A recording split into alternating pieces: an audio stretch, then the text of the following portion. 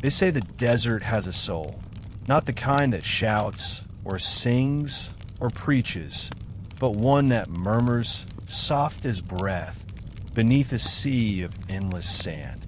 A soul that waits, not to be seen, but to be listened to. Tonight, as the world around you quiets, let your mind drift far from the artificial glow of your room, past the noise of your day, and into the amber hush of an ancient wind.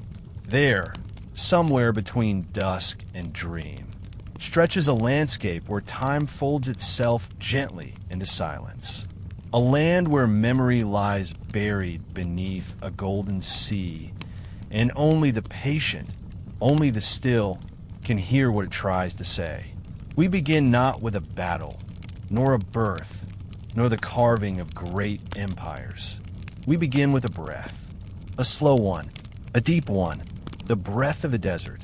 In the south of what we now call Jordan, the sands stretch wide, like an ocean that has forgotten how to move. But beneath those waves of stillness lie ruins, ancient bones of a city carved not with hammers, but with devotion. Petra, they call it today, but the name is a modern echo, a translation of stone.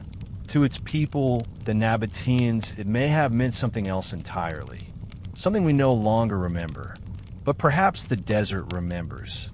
When the sun dips low on the horizon and shadows stretch like fingers across the earth, the winds begin to speak. They carry with them the scent of rock warmed all day under the heat. The ghost of myrrh once traded through these corridors, and a sound, barely there, like the echo of footsteps on forgotten stone. Close your eyes. Do you hear it?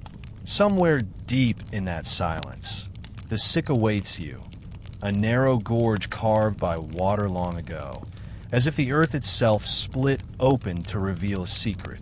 Walls rise on either side like molten waves frozen in time, their surfaces etched by centuries of wind and whispers. At first, you walk alone, your footsteps muted by dust, but slowly you begin to feel watched, not in fear, but in invitation, as though the stones remember every traveler who came before you, as though the earth itself leans in to listen to the echo of your breath. And in that moment, you are no longer just yourself. You are part of a lineage of wanderers, pilgrims, traders, priests, lovers, all who passed through this gorge under moonlight, seeking something they couldn't name. The Nabataeans never built with chaos. They listened first to the land, to the shape of cliffs, to the rhythms of water, and only then did they carve, not merely buildings, but offerings. Petra was not constructed. It was released, as if the city had always been there, waiting beneath the stone, and the people merely brushed away the excess. Isn't that a lovely thought? That creation is not making, but remembering. And so, in the soft breath of desert twilight, Petra begins to reveal herself to you. Not all at once, but slowly, as dreams often do. You see her first as color, shades of rose and amber and rust, bleeding together like pigment in water. Then as texture, the smooth skin of carved columns, the jagged seams of natural stone. Then as story, a doorway, a temple, a carved urn perched impossibly above a facade that gleams in the dying light. They call it Al-Khazna, the treasury. But what does it truly hold? Coins? Jewels? Or something quieter, like a forgotten name? A lost promise? A sigh? You sit now at the mouth of this silent marvel, feeling the coolness of the rock behind you, the fine dust of centuries beneath your fingers. Above, the stars begin to blink open, shy and distant. The desert winds return, brushing against your cheek like a lullaby without words. Somewhere nearby, a fox pads silently between the ruins. Somewhere deeper, water trickles faintly in a forgotten cistern. And in your heart, a stillness begins to settle. The Nabataeans are gone. but they have not vanished. Their echoes live in stone, their language in silence, their kingdom beneath the breath of the dunes. And tonight, as you drift deeper into rest, know this. You have not stumbled here by accident. The desert chose you, to remember, to listen, to sleep. They say Petra was not built, it was revealed, as though the mountains had kept a secret inside them for centuries, and the Nabataeans merely coaxed it out with patience and reverence. Imagine a people who did not try to conquer the landscape, but rather made themselves small enough to hear its wishes and then honored them in stone. Tonight, as you rest, let your mind drift deeper into this realm where time does not walk. It lingers. A place not meant for conquest or noise, but for listening, breathing, remembering. The wind has shaped these cliffs for 1,000 years and more, smoothing them like old skin, wrapping the silence around them like a cloak. And from that wind and flame-colored stone, a city emerged, not in defiance of the desert, but in union with it. Picture the walls now, rising high around you, not made of brick or mortar, but of mountain itself, carved, hollowed, softened. The colors shift with each breath of sun and shade, coral, ochre, deep wine red, then pale like faded parchment. The facades shine like ancient embers, glowing long after the fire has gone out. In some light, Petra burns. In others, it weeps. And in the half-light of memory, it simply waits. But who were the hands that shaped it? The Nabataeans remain a riddle. Their origins, cloaked in uncertainty. Perhaps nomads who danced with stars. Perhaps survivors of vanished kingdoms. Perhaps only the wind knows. What we do know is this. They were masters of stone and silence. And here, in this otherworldly place, they made their home, not above the land, but within it. Now imagine this.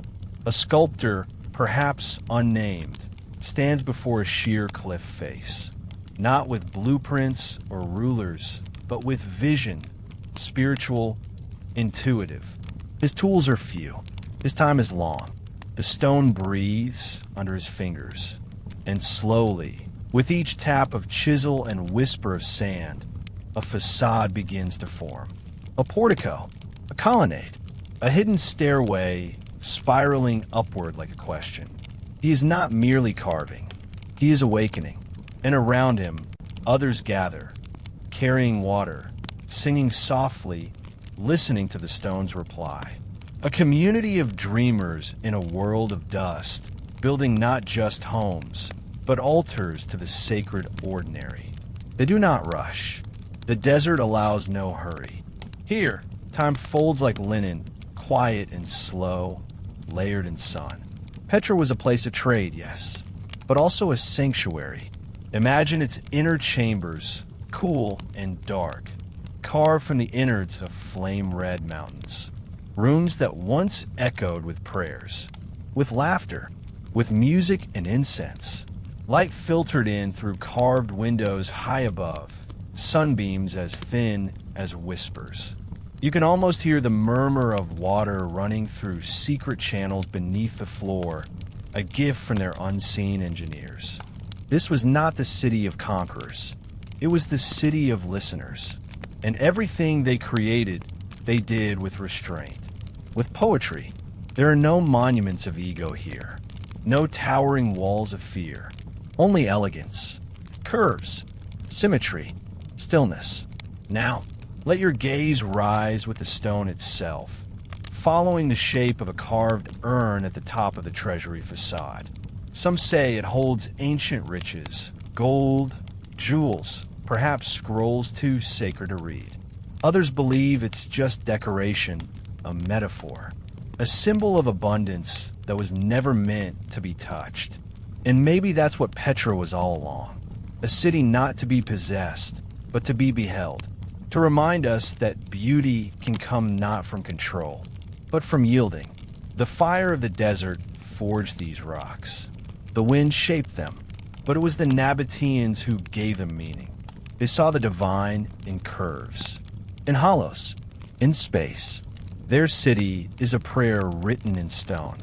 And as you listen now, nestled beneath your blankets, heart slowing with the rhythm of breath, perhaps you begin to feel it too. The warm gravity of this place. The way it pulls you in. The way it calms you. A city that says, you are safe. You are seen. You are part of something ancient and sacred. So sleep, gentle traveler. Let the cliffs rise around you like arms. Let the wind sing its ancient lullaby.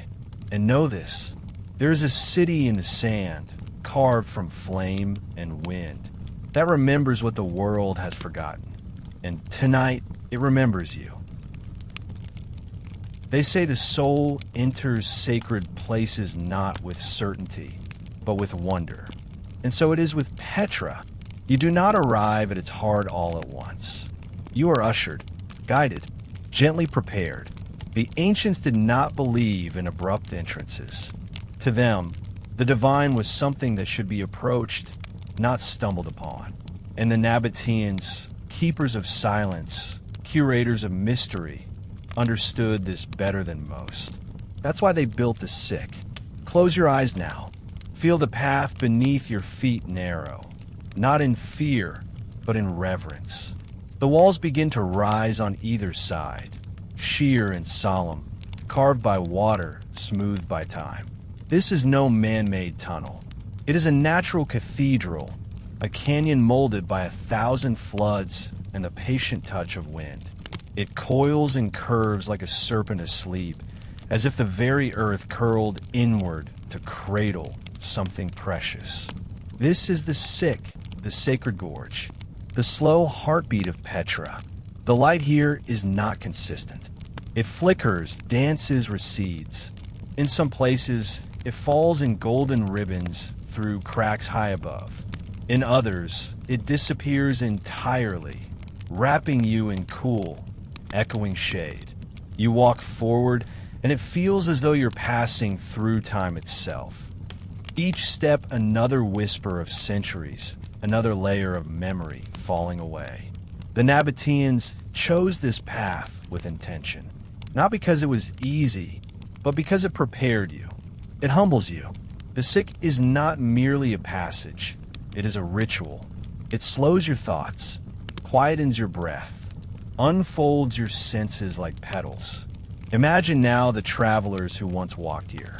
Traders from Damascus, their camels heavy with silk and spice. Pilgrims from the Red Sea, guided by stars and prayer.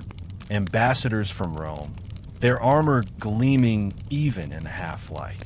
Each one swallowed by the sick, made equal by its shadow. No matter who they were beyond its gates, rich, poor, believer, skeptic, inside the sick, all were pilgrims. And now so are you. Touch the walls. Run your fingers across the striations of ancient sandstone. You'll feel warmth trapped from the day's sun, but also something else. A texture that isn't quite physical. A feeling, maybe a vibration, as though the stone remembers every voice that has echoed here. Some say the Nabataeans hid secrets in these walls, symbols, inscriptions, offerings to invisible gods. Others say the sick itself was a god, a threshold deity, a guardian of silence and space. There are niches carved into the stone, alcoves where once stood statues long lost. Perhaps of Allah's a goddess of stars, or Dushara, the faceless one. And yet, the gods are still here in a way. They live in the wind that snakes through the gorge, in the shafts of light that strike the path like golden spears, in the quiet, patient hum of stone. And then, just when you begin to feel that the sick may never end, it opens, not gradually, but all at once. A slit of light, a widening of breath, and before you, sudden, serene, magnificent, rises the treasury. You've seen it in pictures. You've dreamed of it perhaps. But here, emerging like a vision through shadow, it is something else entirely. It is not a building. It is a revelation. Columns stretch skyward.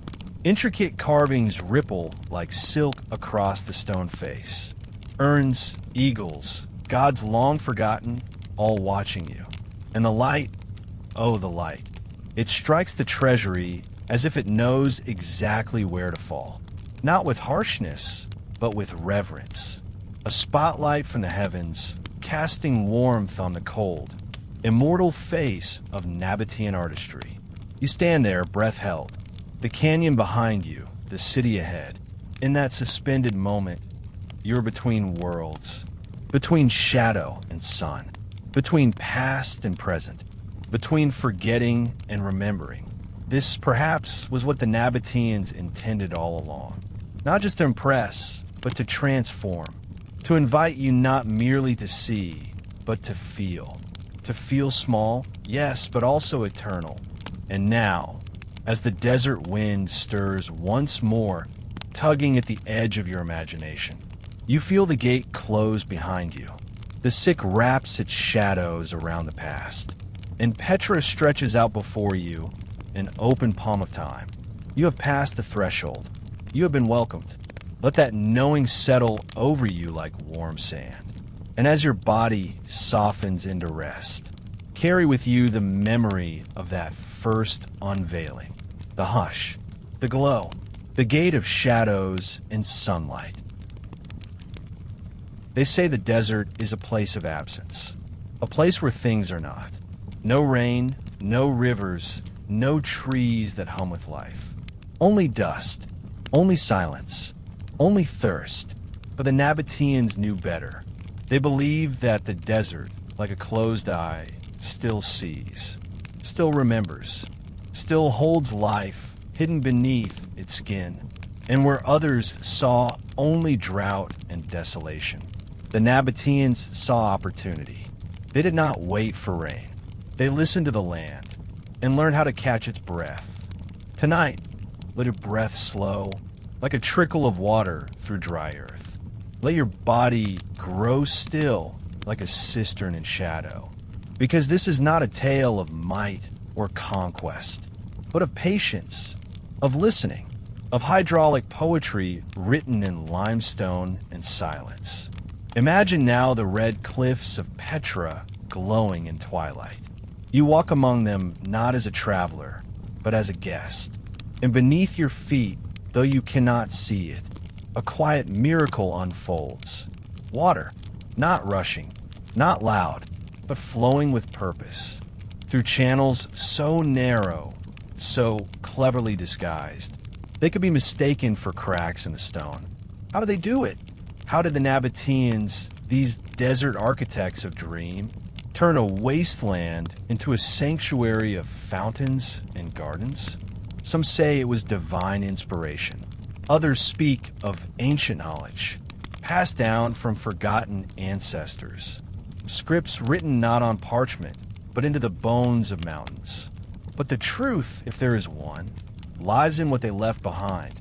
Over 30 aqueducts, hundreds of cisterns hidden in rock, ceremonial pools that still hold echoes of water long evaporated, dams, reservoirs, catchment basins built into the breath of the landscape, all constructed without fanfare, without conquest, just quiet brilliance. It rains rarely in Petra, perhaps a handful of times each year, but when it does, the water sings, rushing down rock faces through carved channels into waiting arms of stone. The Nabataeans learned not to fight the storm, but to welcome it, to prepare for it. They carved terraces into the slopes, built underground chambers that could hold a season's worth of rain.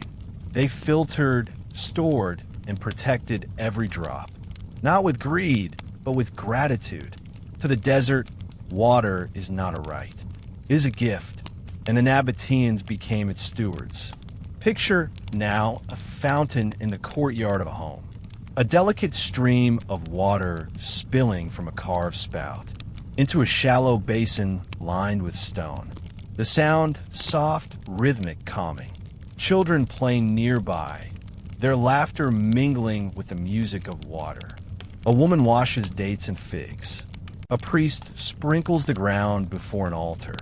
And above it all, the scent of moisture, faint, rare, like a perfume the earth wears only on special days.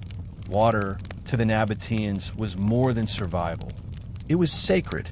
It nourished the body, yes, but also the soul. It filled their rituals, their myths, their architecture. It was both the beginning and the blessing. Even their tombs, carved into the highest ridges, were built with channels to protect them from flood. Because water was not to be wasted, not even in death. And when drought came, and it always did, they were ready, not because they fought nature, but because they had learned her rhythm. As you lie here now, perhaps you can hear it, the trickle, faint and steady, like a memory flowing through stone. The water may be gone, but story remains.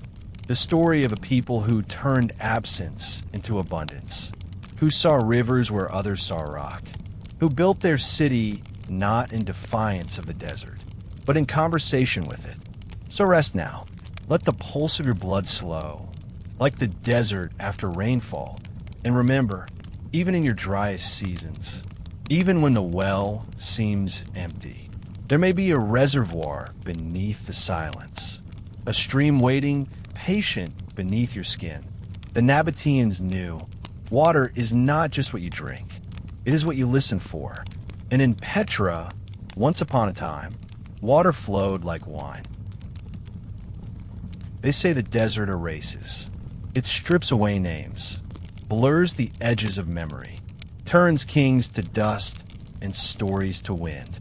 And yet, there is something about the Nabataeans that resists even the desert's forgetting.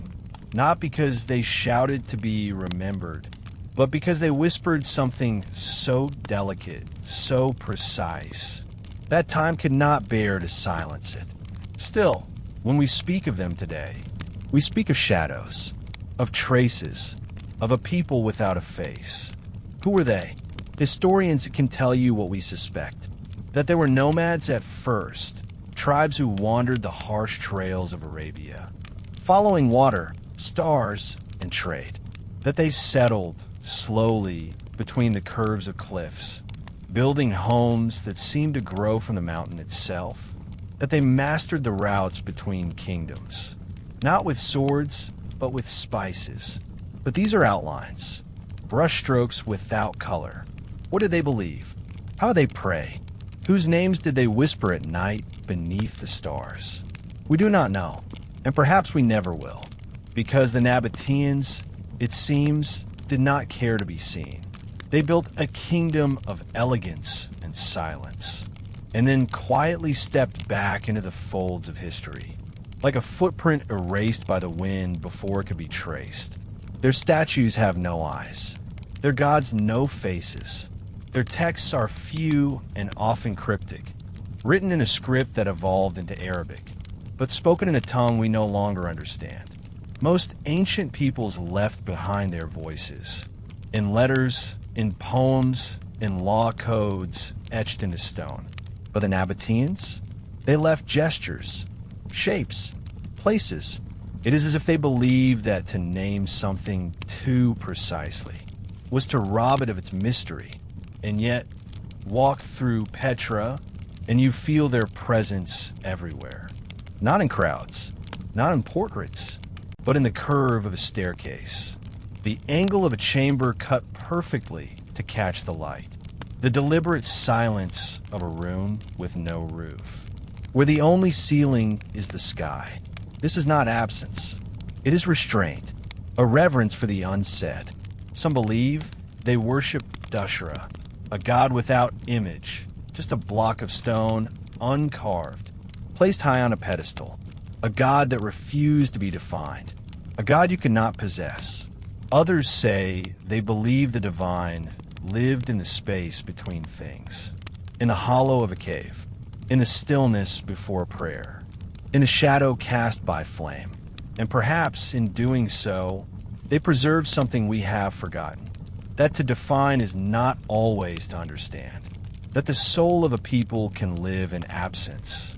as fully as in presence.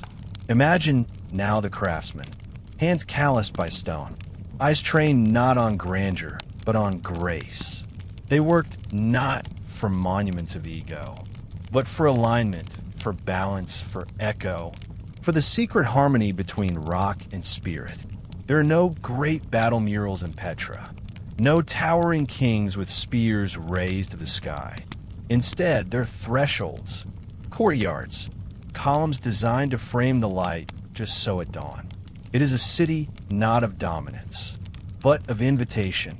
You might expect that a civilization so advanced, so precise in its engineering, so cosmopolitan in its trade, so refined in its design, would leave behind grand tales, epic myths, royal decrees. But the Nabataeans left behind only questions, traces, breath, and in that breath, you begin to realize they were not faceless because they were forgotten. They were faceless because they chose to be. They did not ask to be remembered. They asked to be felt. And now, as your breath softens, as the hush of night deepens around you, perhaps you can feel them, not as ghosts, but as witnesses, not watching you, but welcoming you into the space they once shaped. You do not need to know their names. You only need to listen to the silence, to the stillness, to the soul of a people without a face, who left behind a city that still whispers your name. They say the desert is silent, but in truth it sings, not loudly, not with cymbals or choirs, but with the rustle of wind across sand dunes, the creak of camel saddles beneath star-flecked skies, and the soft sigh of spices settling in canvas sacks. If you close your eyes now, you might hear it. A caravan's echo, faint, rhythmic, like a heartbeat moving across the bones of the earth. The music of trade, the song of Nabataea. Long before Petra was carved from stone, the Nabataeans were wanderers, nomads of knowledge, keepers of routes drawn not on maps, but on memory. They traveled by starlight, by scent, by the subtle tilt of hills, the color of rock, the wind's lean. And what they carried, was not gold, not weapons, not conquest. They carried perfume, fire, mystery, frankincense from the mountains of Oman, myrrh harvested from thorn trees in Yemen, cinnamon shrouded in secrecy from the southern seas, spices, gums, oils, all wrapped in cloth, stored in hollowed gourds, infused into clay jars that still hold their fragrance when broken open today. They called it the incense route, a river of scent that flowed not with water, but with aroma, winding from the edge of Arabia through Petra and onward to Gaza, to Alexandria, to Rome itself. And at the heart of it, always, stood the Nabataeans. But they were not merely carriers. They were gatekeepers, alchemists of trade. They controlled the valleys, the springs, the secret passes through sandstone gorges that others could not navigate. And so, they whispered instead of shouted. They levied tolls with a smile, offered safety in exchange for respect. Hospitality, always, but also mystery. They were merchants, yes, but also illusionists. And Petra became their theater. Imagine now, in the haze of sleep, a caravan arriving at twilight. Dozens of camels, draped in tassels, nose to tail steady and swaying, carrying pouches that reek of gods and ceremony. Men in robes stained with sand and oil unpack their treasures by firelight. Frankincense smolders on hot coals, its smoke rising in delicate fingers, curling through the air like ancient script. It doesn't just perfume the night. It changes it, thickens it, makes it sacred. Myrrh, dark and bitter, drips like honey from rough hands into glass jars. Its scent, sweet but mournful, lingers in the corners of temples, long after the prayers have faded.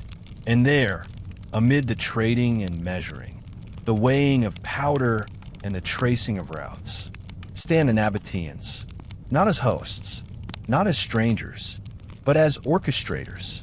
They speak many tongues: Greek, Aramaic, Arabic, Latin, but more often they speak with glances, gestures, the unspoken language of seasoned merchants. They don't reveal their sources. They don't explain their roads. They simply are, and the desert obeys them. The Romans were awestruck. How could a people of so little violence hold so much wealth? How could a kingdom hidden in rock become the center of the known world's most delicate economy? The answer, perhaps, lies in scent, because what they traded was not merely product, but presence. Frankincense was used in temples, burned as a bridge between the mortal and the divine. Its smoke was believed to carry prayers upward, to make the invisible visible. And so every breath of perfume, every trail of smoke from a Nabataean fire, was a reminder that something holy moved among us. And now, as you lie still, perhaps you can smell it too, not with your nose, but with some deeper memory. A warmth in your chest, a quiet heat behind your eyes, the ghost of spice and smoke, curling through the caverns of your imagination. Because the truth is, the Nabataeans didn't just trade incense. They traded mystery. They traded the unseen. And that, perhaps, is the most precious currency of all.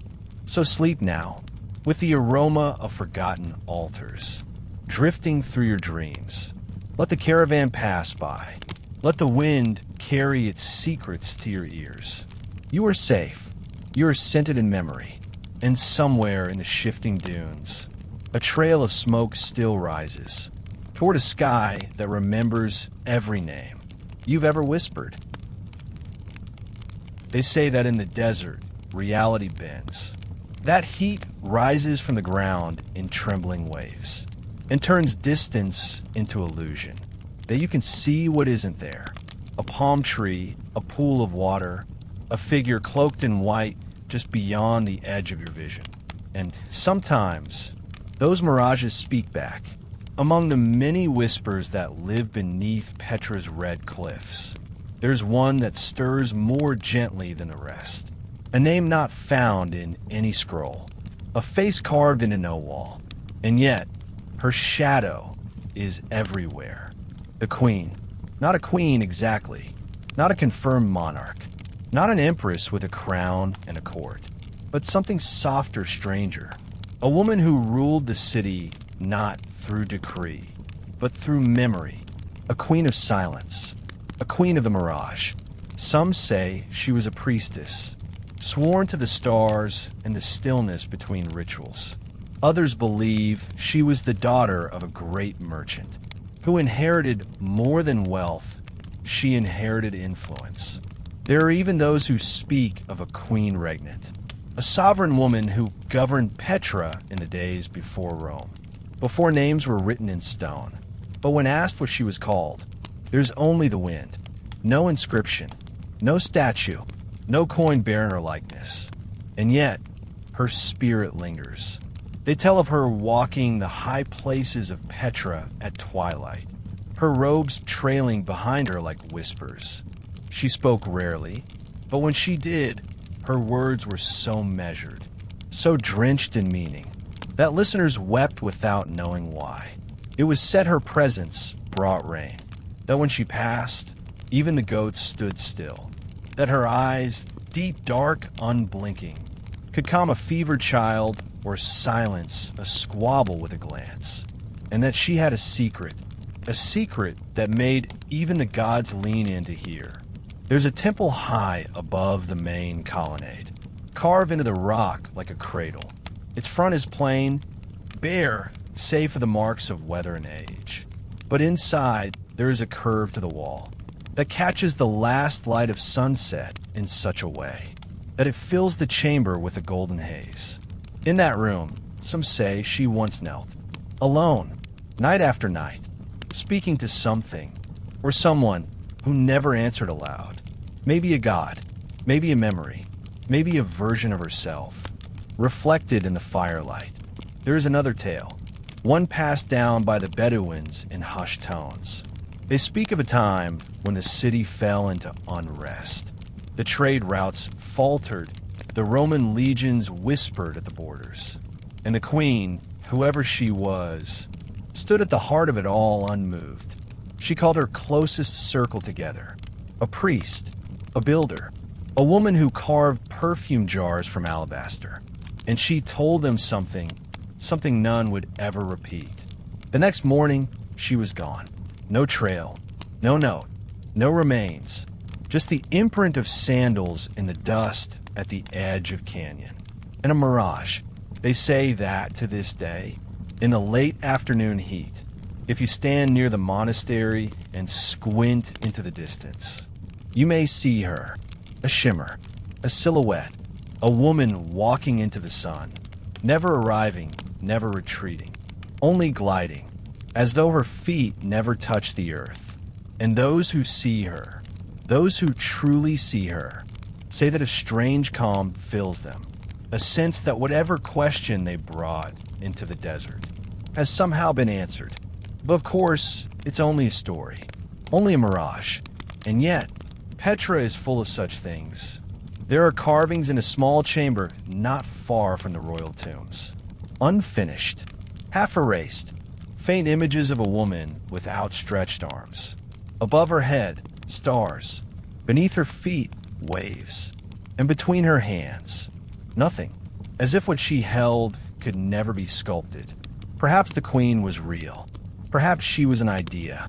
Perhaps she was Petra itself, its spirit given form for a time, before retreating into stone.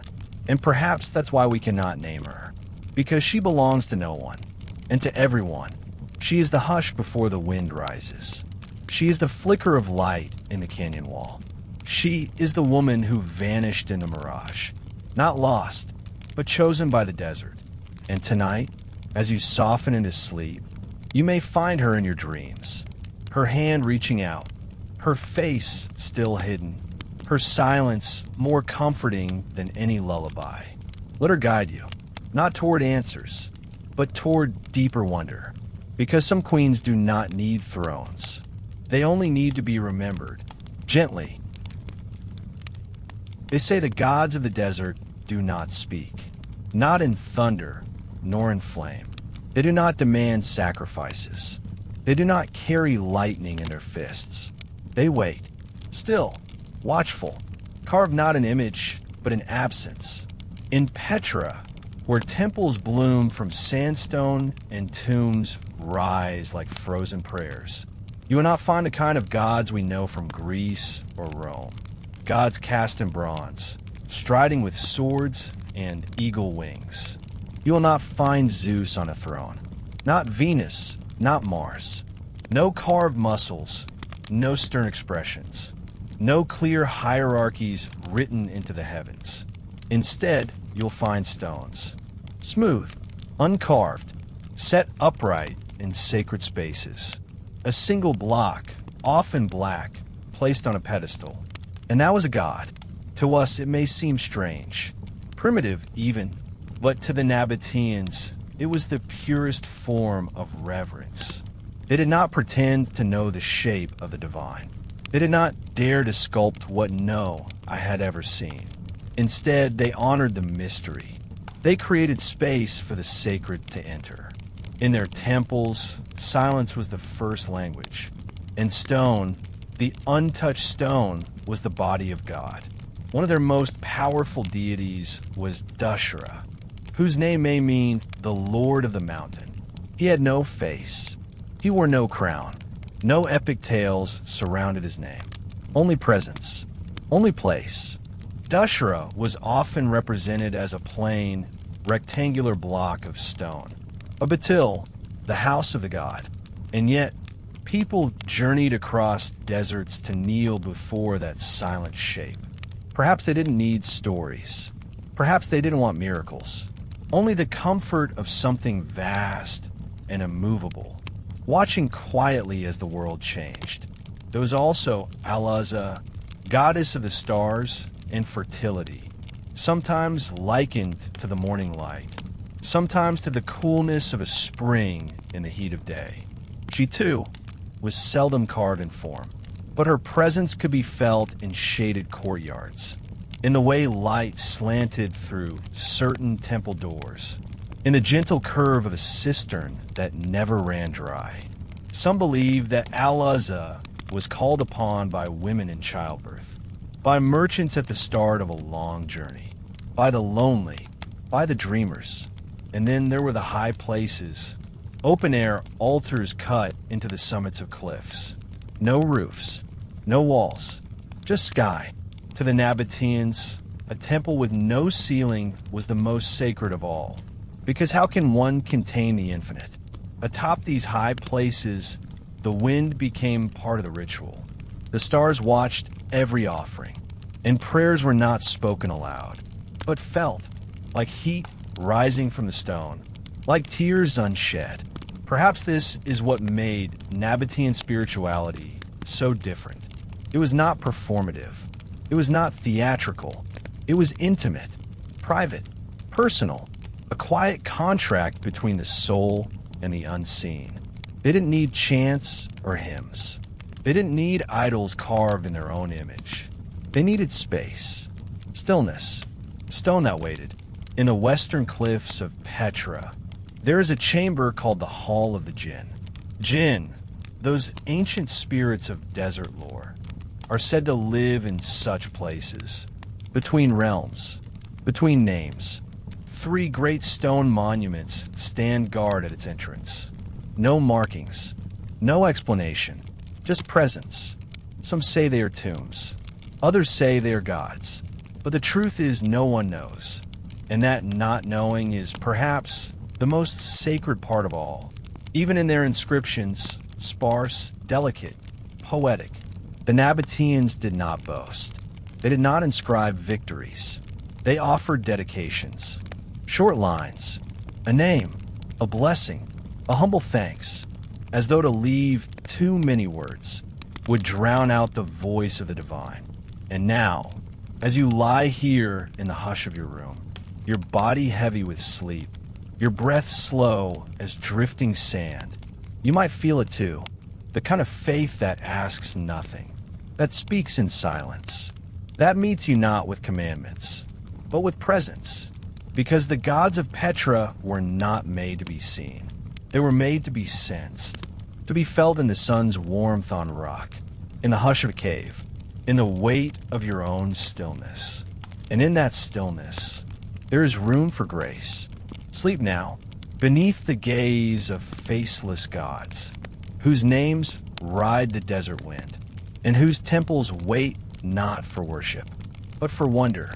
And remember, sometimes it is the space left uncarved that holds the soul. They say there's a stone in Petra that weeps, not in the way of rivers or fountains, not with the roaring sound of sorrow, but with the quiet ache of memory, a slow, deliberate offering, a single tear at sunrise, a single breath of moisture in a land made of thirst. The Bedouins call it Kalb al-Mamlaka, the heart of the kingdom. To find it, they say you must walk past the royal tombs, where facades taller than temples loom in silence, past the place where the ground begins to rise, where few tourists wander, and even the wind seems to move more slowly. There, hidden in a shallow hollow of the stone, is a boulder, ordinary to the eye, unmarked weathered, and yet different. Each morning, as the sun climbs gently over the rose-hued cliffs, this stone glistens. Its surface, dry by night, becomes wet with dew. Only here, nowhere else. The others stay parched. But this one, it remembers something. Some believe it is simply a quirk of condensation. The stone positioned just right, the air cooler, the surface smooth enough to catch the sky's breath. But others, especially those who have lived in Petra's shadow for generations, whisper something else. They say the stone cries for a soul, a forgotten one, someone whose name was erased too early, perhaps a child, Perhaps a lover. Perhaps a builder who died before seeing his masterpiece completed. And now, every dawn, the desert remembers him in a single teardrop, glistening like a pearl.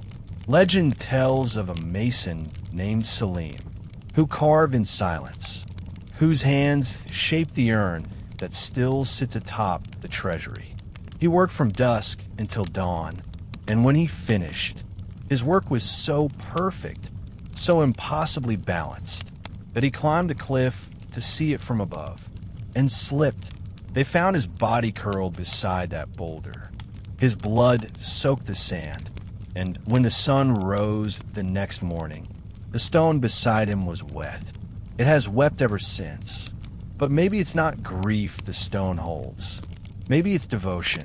Maybe it cries not from loss, but from the unbearable beauty of a city carved by hands that are now dust, of lives poured into sandstone and echo, of a people who did not shout to be remembered, but left small, sacred details hidden for those who choose to look. A carving in a dark passage, a worn step at the edge of a cliff, a stone that weeps for no reason and every reason. Some Bedouins believe that if you press your palm to the heart of the kingdom, as the dew forms, and stay very still, you may receive a memory that is not your own, a glimpse of something, a woman lighting incense, a child laughing near a cistern, a caravan pulling into the canyon at twilight.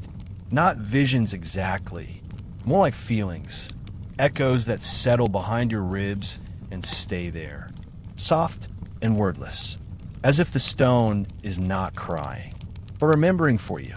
Isn't that what all monuments try to do? To remember in our place? Because we are creatures of forgetting. We lose names. We misplace meaning. We bury stories beneath newer ones. But the stones remember.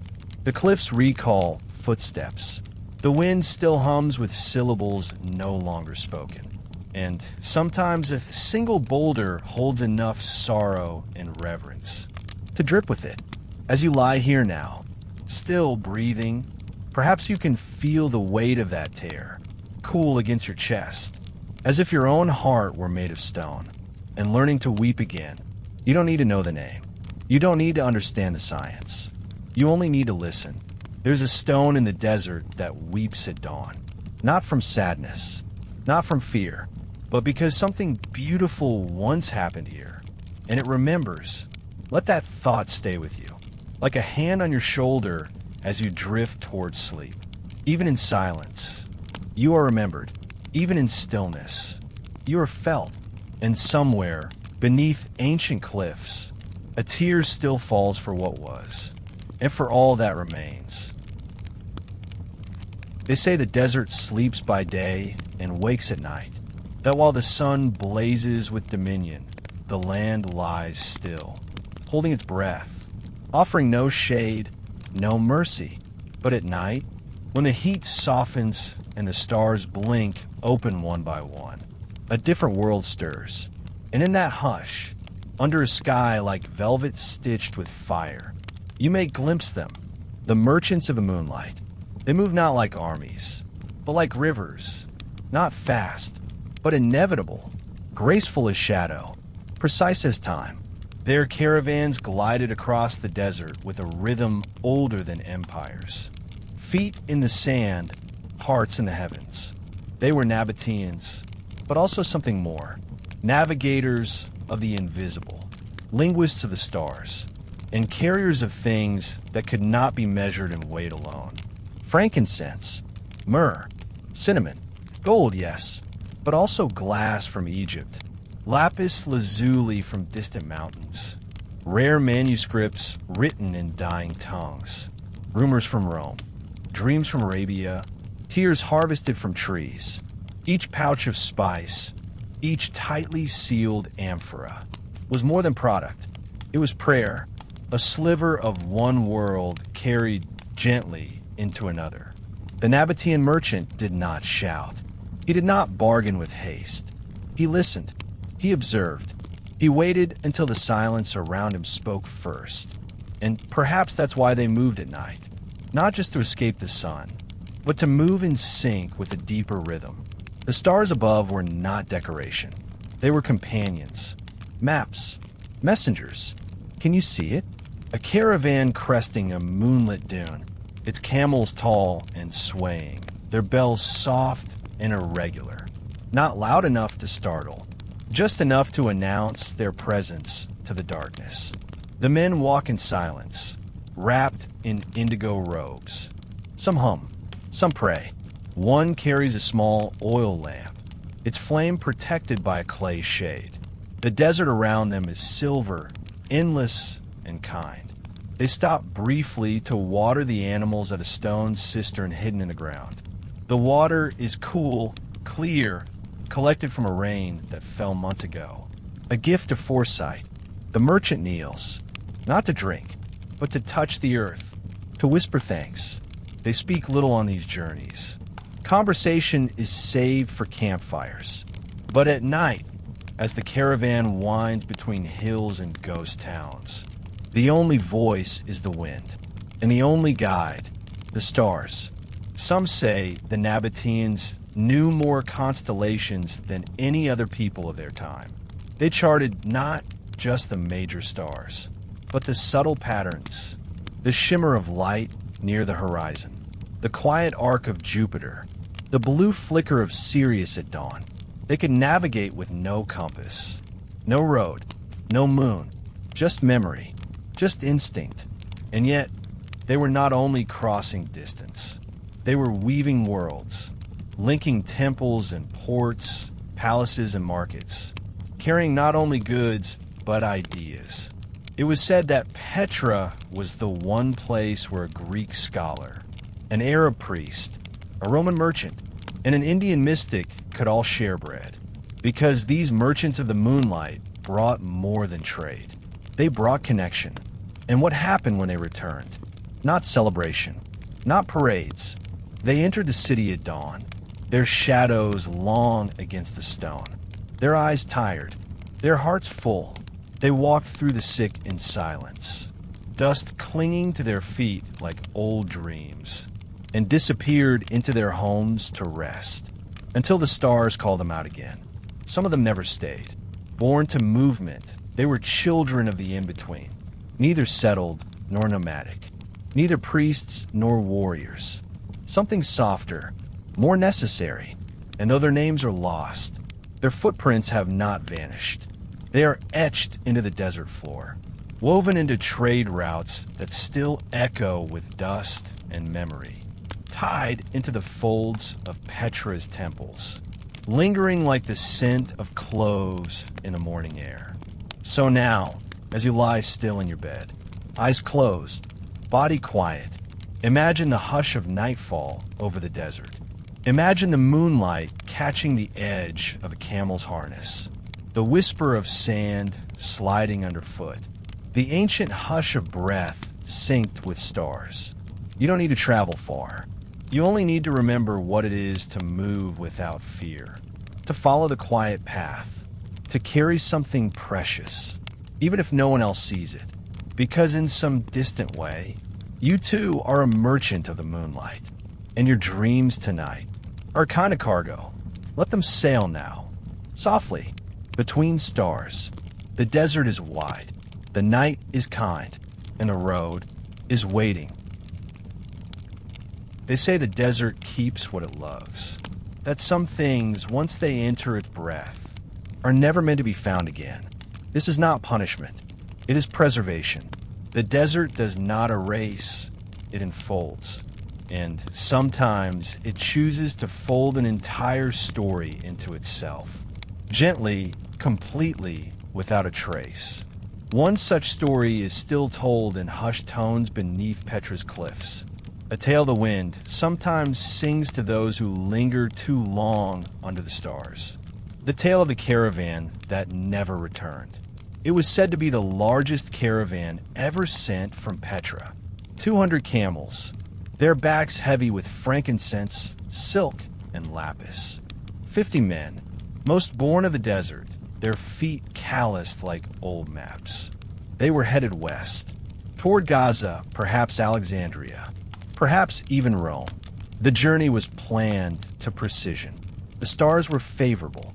The monsoon storms had passed. The cisterns had been checked and filled. Before departure, the high priest blessed them with scented smoke. The children lined the sick to wave goodbye. A scribe recorded the list of goods, each item carefully sealed in wax and noted on parchment. And then they were gone. Days passed, then weeks, then a full cycle of the moon.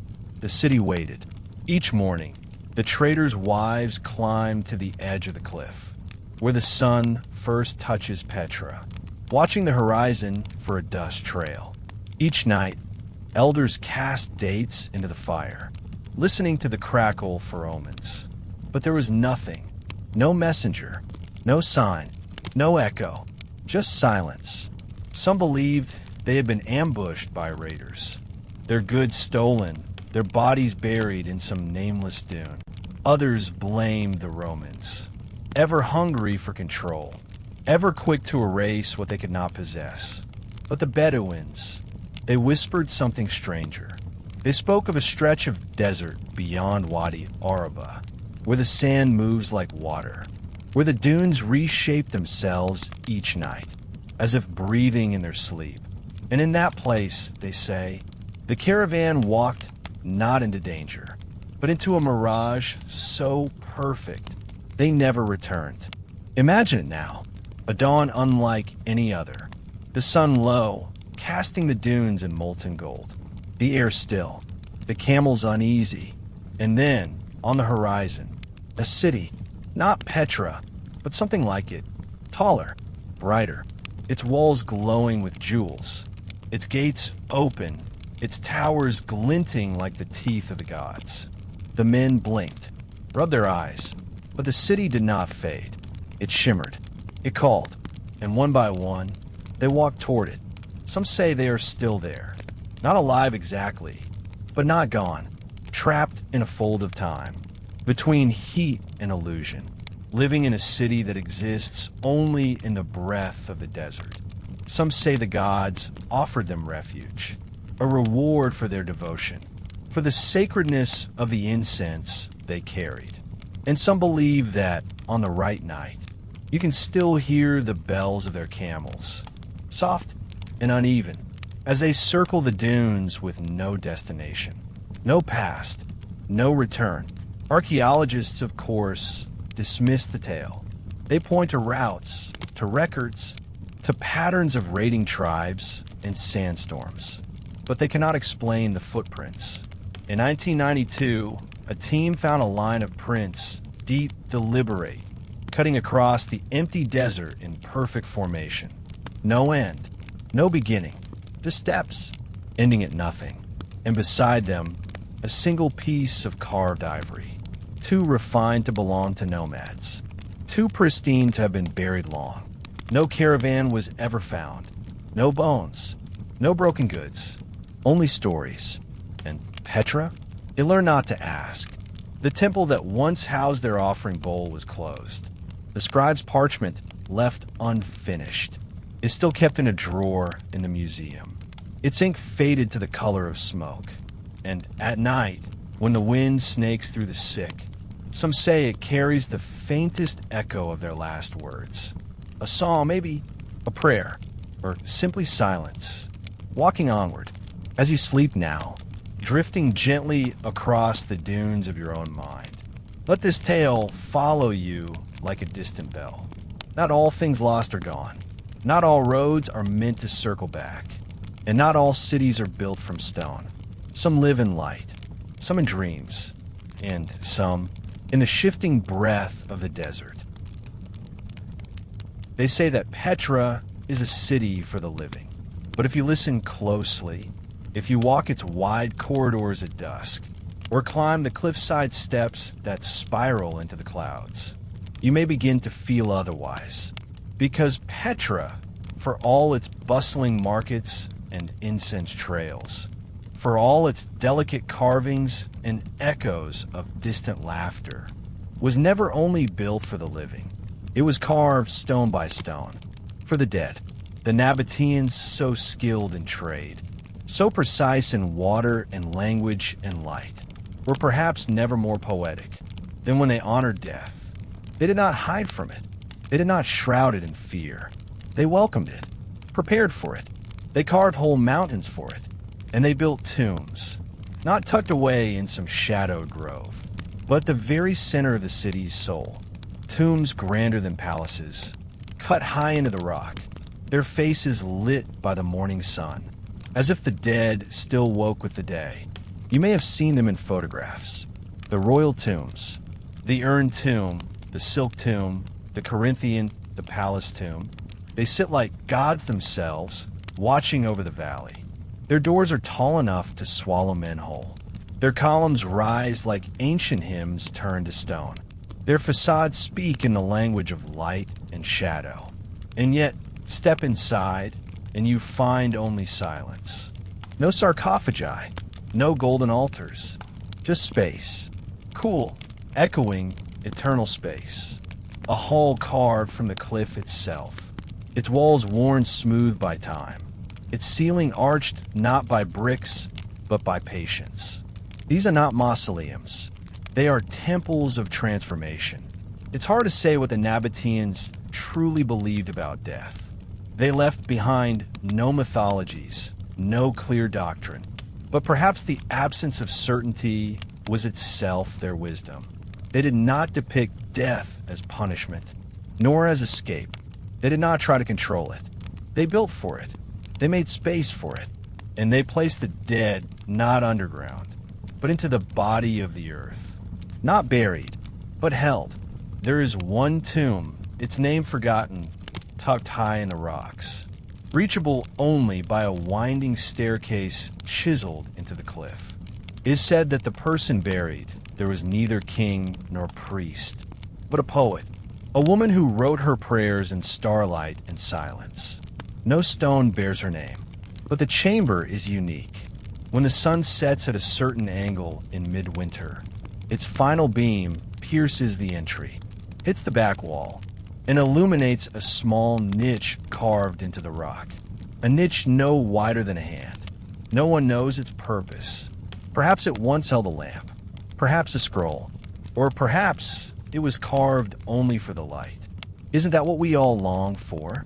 Not eternal life, but a place to belong once we've stopped breathing.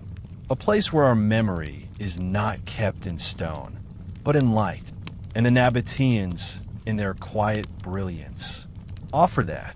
Their tombs do not feel cold. They feel complete. Places where the living and the dead are not enemies, but neighbors. Archaeologists have tried to understand their funerary rites. They found urns, ashes, fragments of pottery, symbols carved into doorways, stars, palm branches, circles within circles. But much is missing, intentionally perhaps, because maybe to understand death too well is to risk making it small. And the Nabataeans never made anything small. As you walk among the tombs, your footsteps softened by wind-blown dust. You feel it, not fear, but reverence. You run your fingers across rose-colored walls that once echoed with chants. You inhale the air, dry yes, but full of memory. You feel your heartbeat slow, as if something ancient has recognized you. They say that once a year, on the darkest night, the Nabataeans would place lamps at the entrances of the tombs, creating a constellation of fire across the valley. One flame for each soul, one light for each journey into the unknown. And Petra would glow, not with sorrow, but with remembrance, not mourning, but welcome, as if to say, "Come, you are not forgotten. You have returned to the stone that shaped you." And so, as your body softens into sleep, perhaps you understand what they knew all along, that death is not the end. It is a room in the house we all share, a house with no roof, a house where the silence is sacred, a house carved into the heart of the earth and warmed forever by the sun. Sleep now, not in fear, but in the stillness of that ancient knowing. You are not lost. You are simply on your way to the next chamber, to the next light. And Petra waits in the house of the dead, not to close the door, but to hold it open forever. They say that the highest places are closest to the gods. But what if the gods never wanted temples of gold? What if they asked instead for emptiness?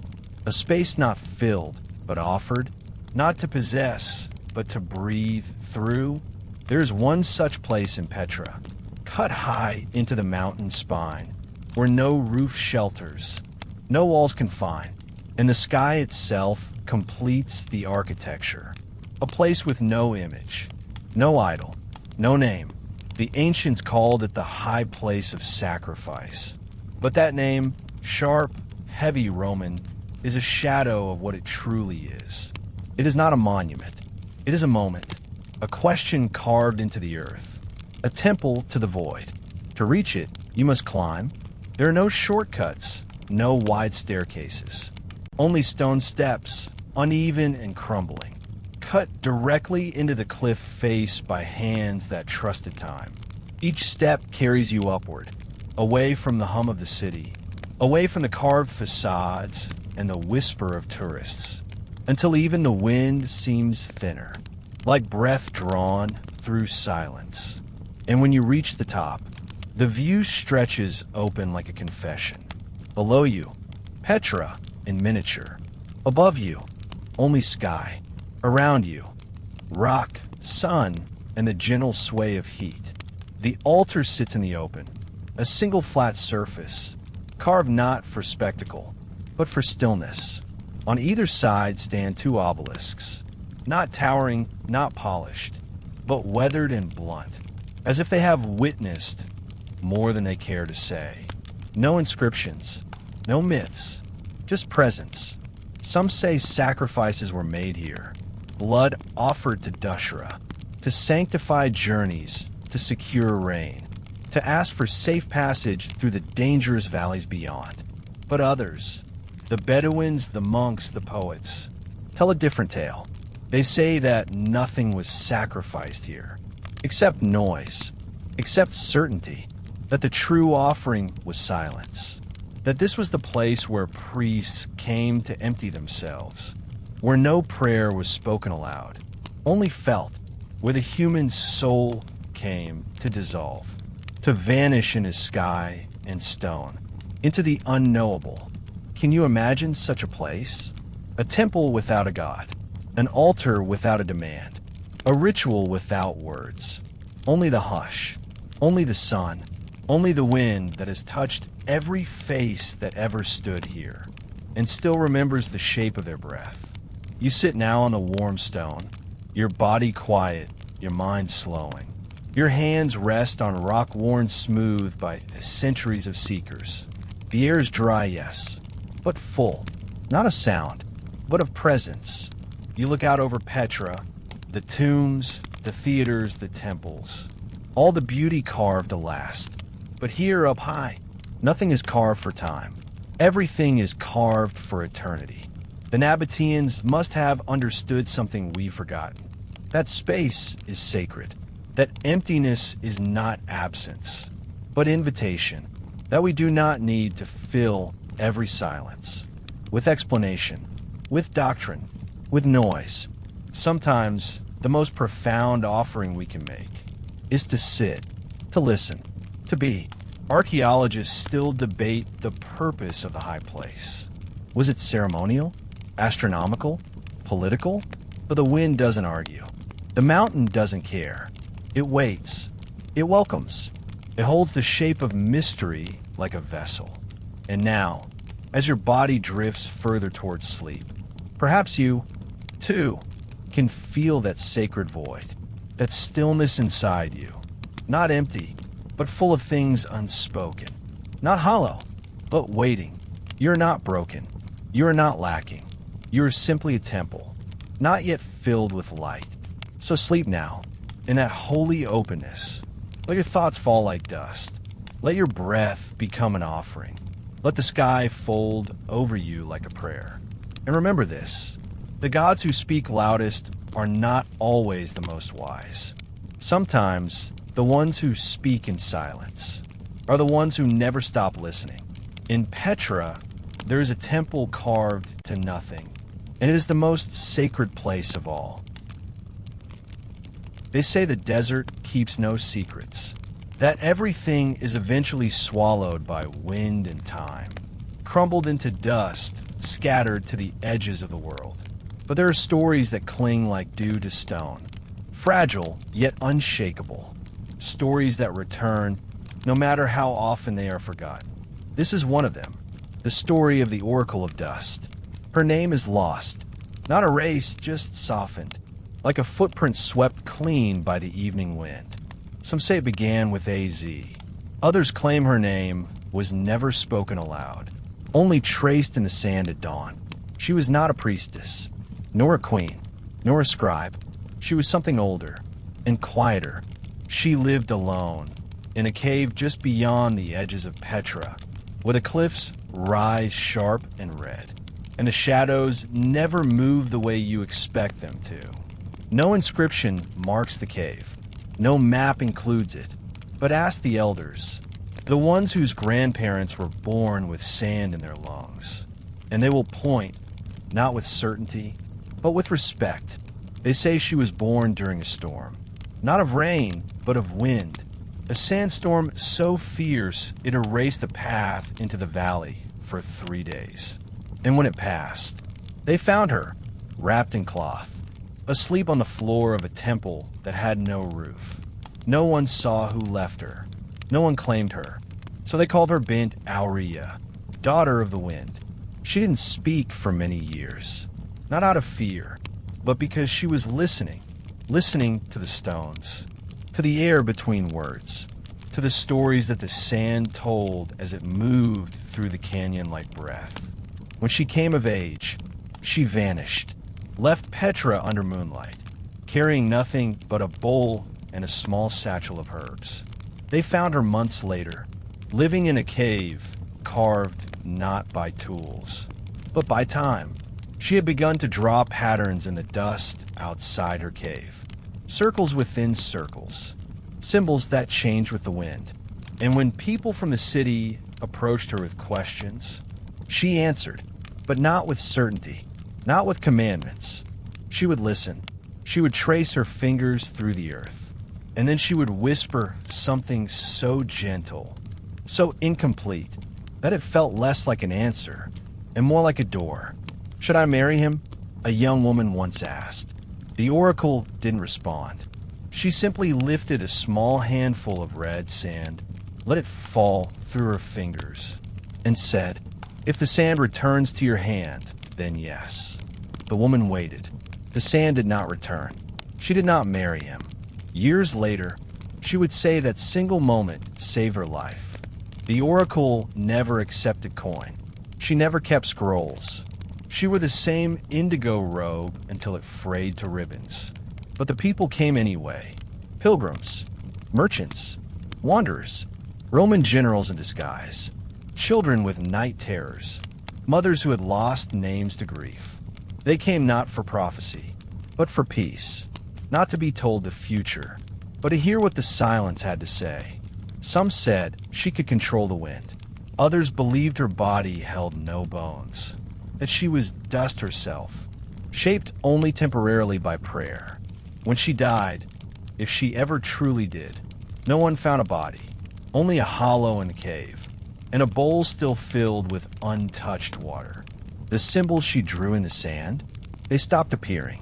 But once every few years, someone claims to see them again, not outside the cave, but in unexpected places, on the surface of a courtyard after a storm, in the ripples of spilled oil, in the drifting ash of incense burned too long.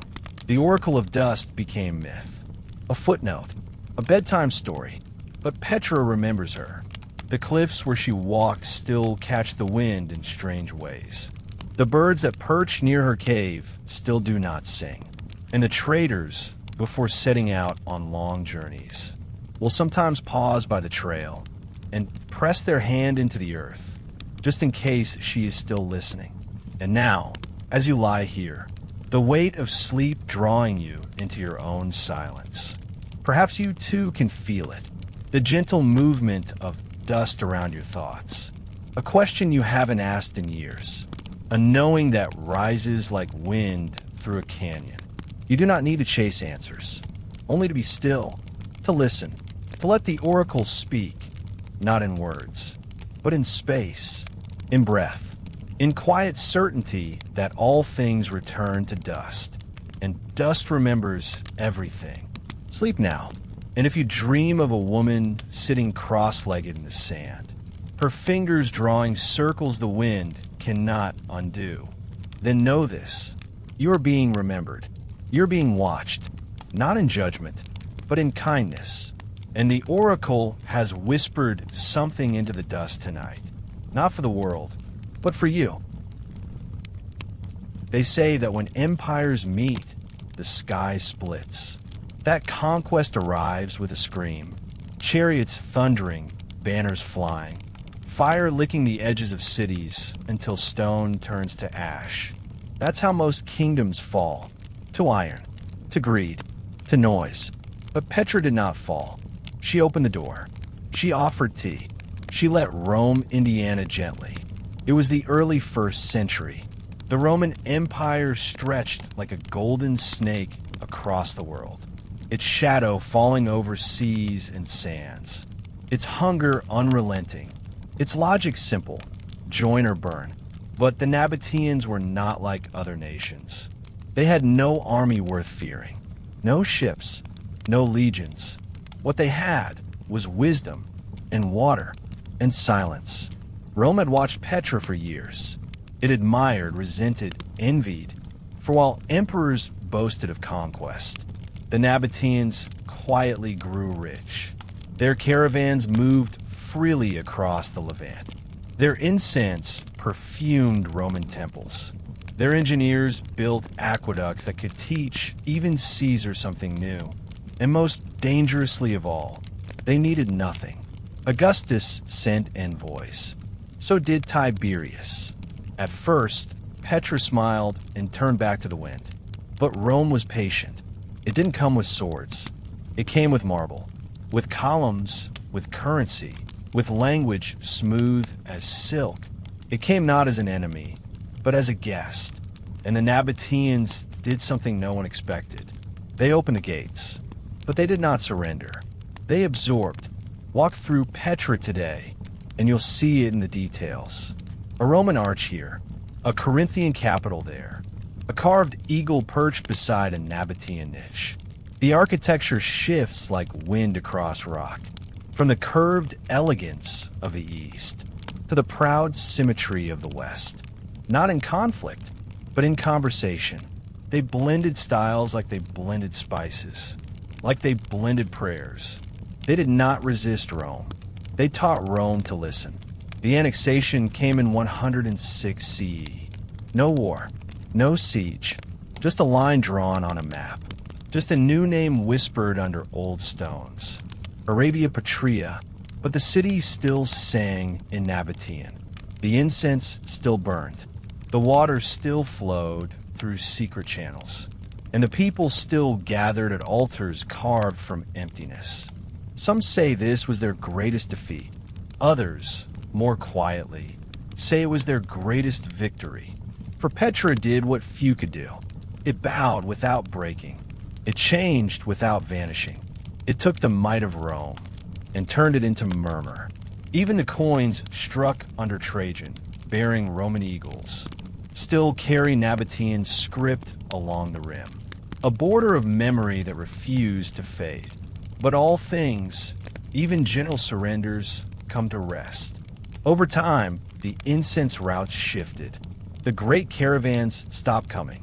Rome moved on, its gaze fixed elsewhere.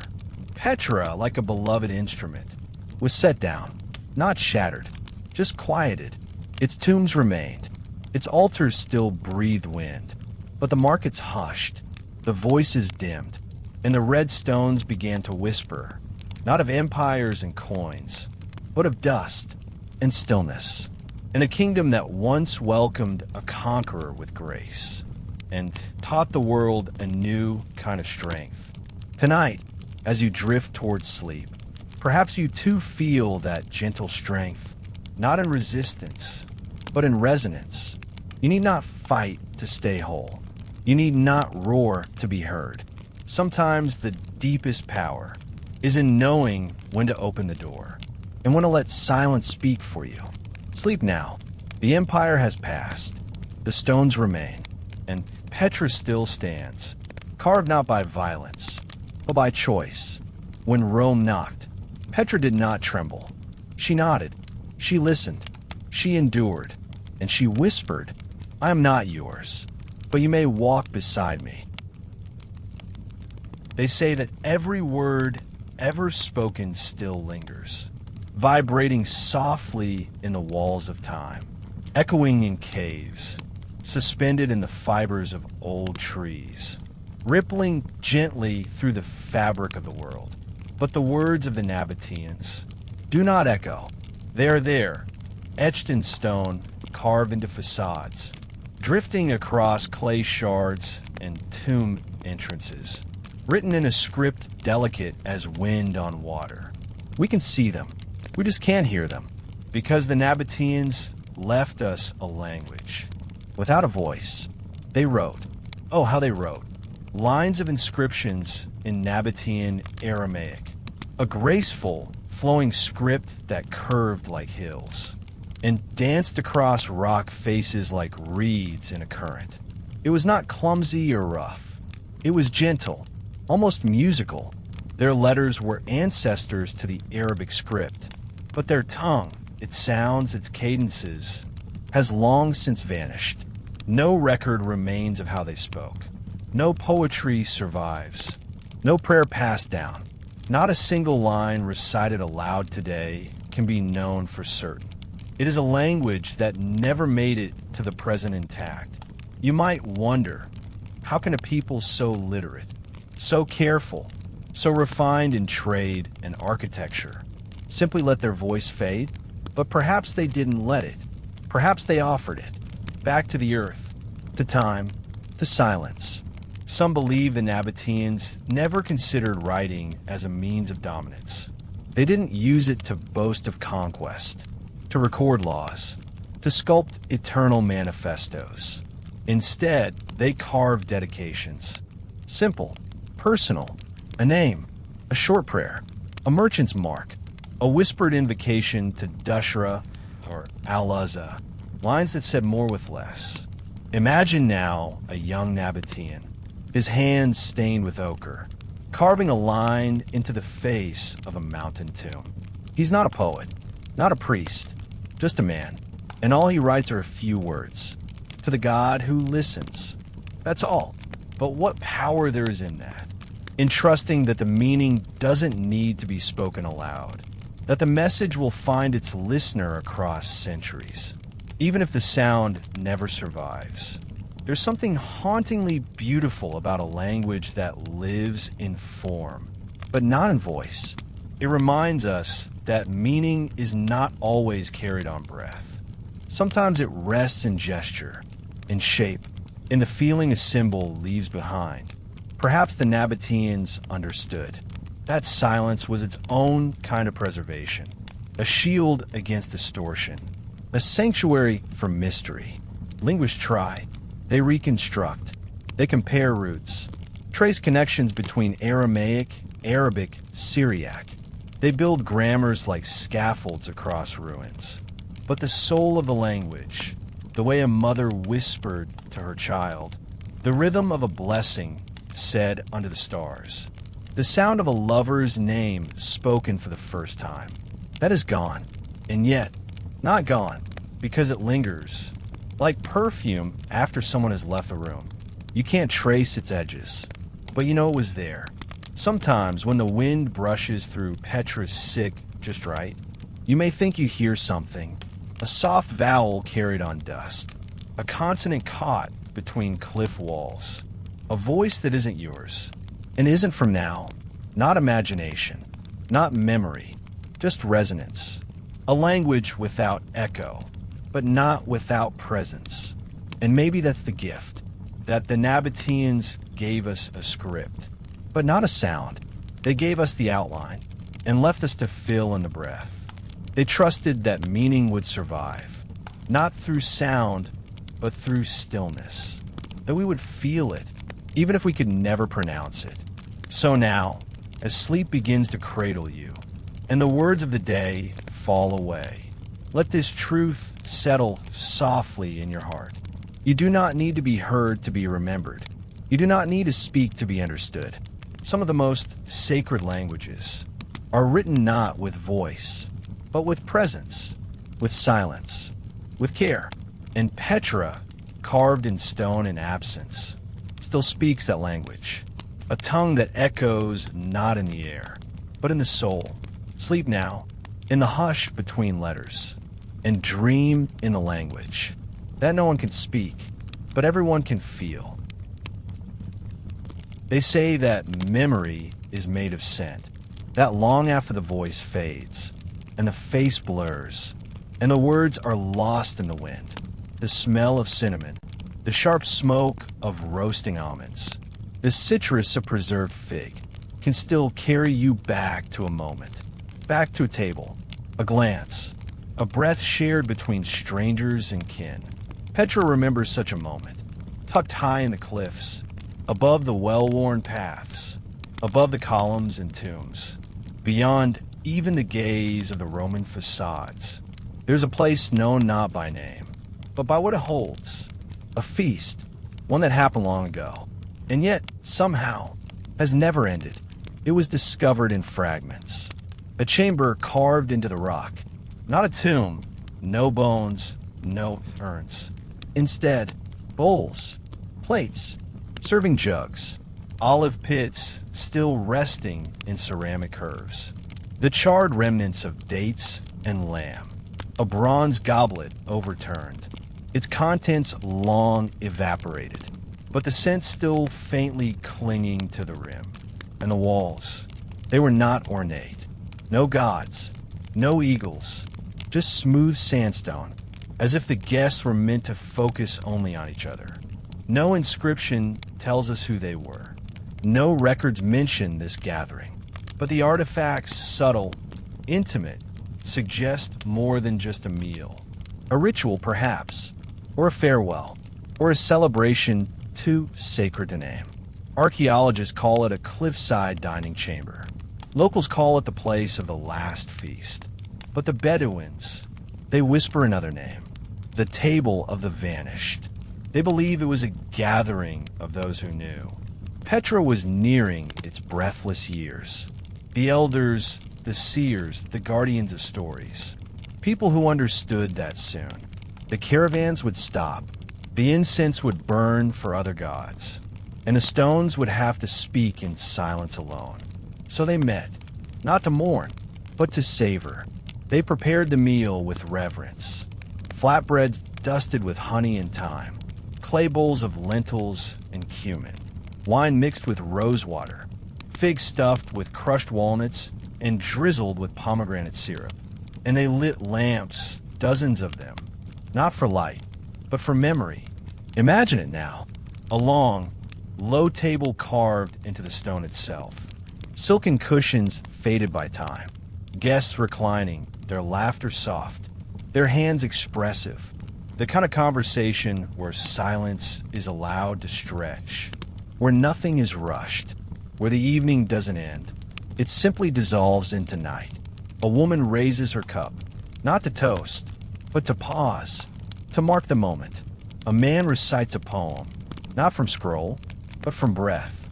A child listens, wide-eyed, knowing she will be the last to remember. And then, the lamps flicker, the food cools, the last words are spoken. No dramatic ending, no fire, no exile, just leaving. Some believe they all vanished that night, not to death, but to legend, that they walked from the table and kept walking until the desert, gentle and vast, took them.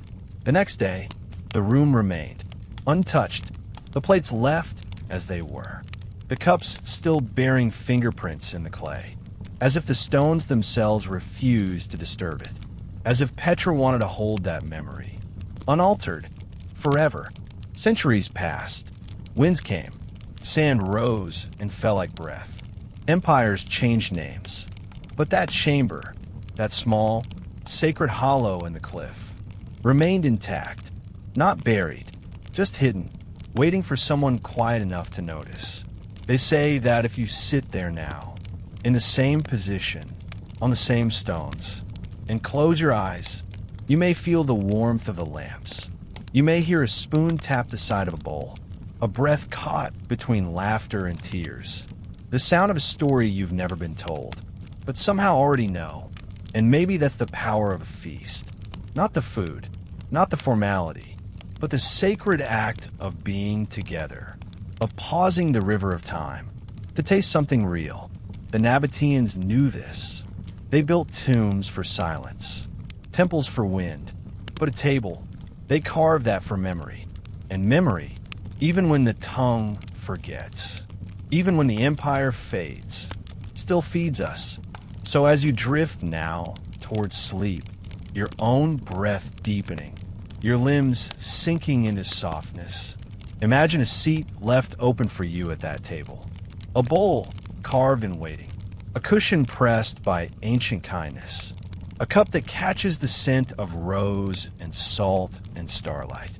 And know this, you're not late. The feast has not ended. It waits always just behind the veil of waking. And the stones remember your name, even if you don't. They say the desert is a place of endings, that it devours all things. Cities, bones, names, prayers.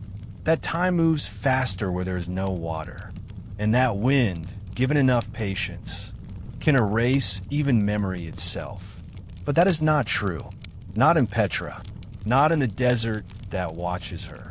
Because this place, this vast silence wrapped in gold and heat, does not forget. The desert does not bury. It keeps. It keeps the footprints, long after the feet are gone. It keeps the shadows of tents, even after the canvas has turned to ash. It keeps the curve of a handprint on stone, the fingerprint of a potter burned into a cup, the smell of incense once poured onto flame, now held in the skin of the sandstone. It keeps, not greedily, not possessively, but with reverence, like a lover holding onto a letter, long after the cinder has vanished. When you walk the trails around Petra, the goat paths, the secret stairways, the old water channels carved like veins through rock, you feel it, that presence, that hush that is not absence. But attention, the cliffs are not empty. They are listening. The ground is not dead. It is charged with stories that no longer need words. And every breeze carries with it the sigh of something ancient that once breathed, once wept, once believed. Archaeologists call it preservation by desiccation, dryness that prevents decay, the sand sealing time like a lid, keeping artifacts whole, wood unrotted, bones unbroken. But what science explains, the soul feels differently, because here in the desert, you don't find ruins. You find memories with form, temples that still breathe, tombs that still hold warmth, walls that still echo, if you listen long enough. In most places, history is overwritten.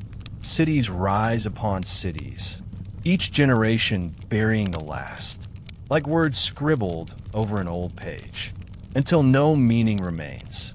But in Petra, time layered gently. It laid down over the old, like a blanket, not a blade. Here, the past was not silenced. It was held, and the desert, in its infinite patience, became not a destroyer, but a library. There is a canyon wall to the east of the sick, so worn it seems blank. But if the light catches just right, you'll see them. Dozens of faint inscriptions, written by hands over 2,000 years ago. Not grand declarations, not royal boasts, just names. Abdullah, Miriam, Shaheen, a line carved by a mother for her son, a prayer for safe return, a mark left by a traveler who wanted to say, I was here, and Petra kept them.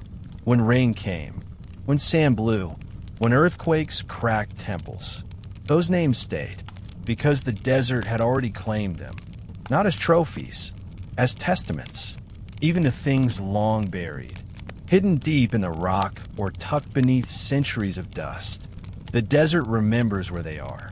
It does not forget a single bowl, a single thread of dyed linen, a single broken oil lamp that once flickered in a child's room. And sometimes, when the time is right, it gives them back, not all at once, never loudly, but gently, as if whispering, "Here, this mattered, and now," as your own body settles, warm beneath your blankets, your breath slow and deep.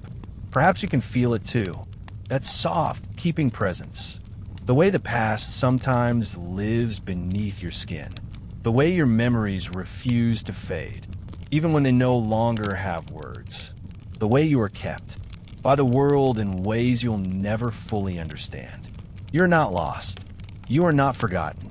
You're being carried by stone, by wind, by silence that remembers your shape. So rest now. Let the noise of the day fall away, like sand sifting through an open hand. And trust that everything you are, everything you have touched, everything you have loved, has left an imprint that will not vanish. The desert does not bury. It keeps, and tonight, it keeps you. They say the deepest places in the desert are not dunes or valleys, but cisterns, dark hollows carved into the living rock, hidden beneath temples and courtyards, guarded by silence, and filled, when fortune allowed it, not with gold, but with the single most sacred treasure of the Nabataeans, water. To the modern eye, a cistern is a hole, a storage unit, a container. But in Petra, it was a cathedral, a heartbeat, a womb. And in one such cistern, far from the paths now traced by tourists, a story was born, whispered for centuries, believed by few, but never quite forgotten. The story of the child of the water cistern. It begins as all desert legends do, with drought, a summer unlike any before, when the sky was hard and white, when the wells dried to silence, and even the lizards moved more slowly. The Nabataeans, prepared as always, relied on their ingenious networks, pipes carved into stone, clay-lined basins, cisterns sealed tight to preserve every last drop. One of these sat beneath a now-vanished garden, tucked into a sandstone ridge near Petra's eastern edge.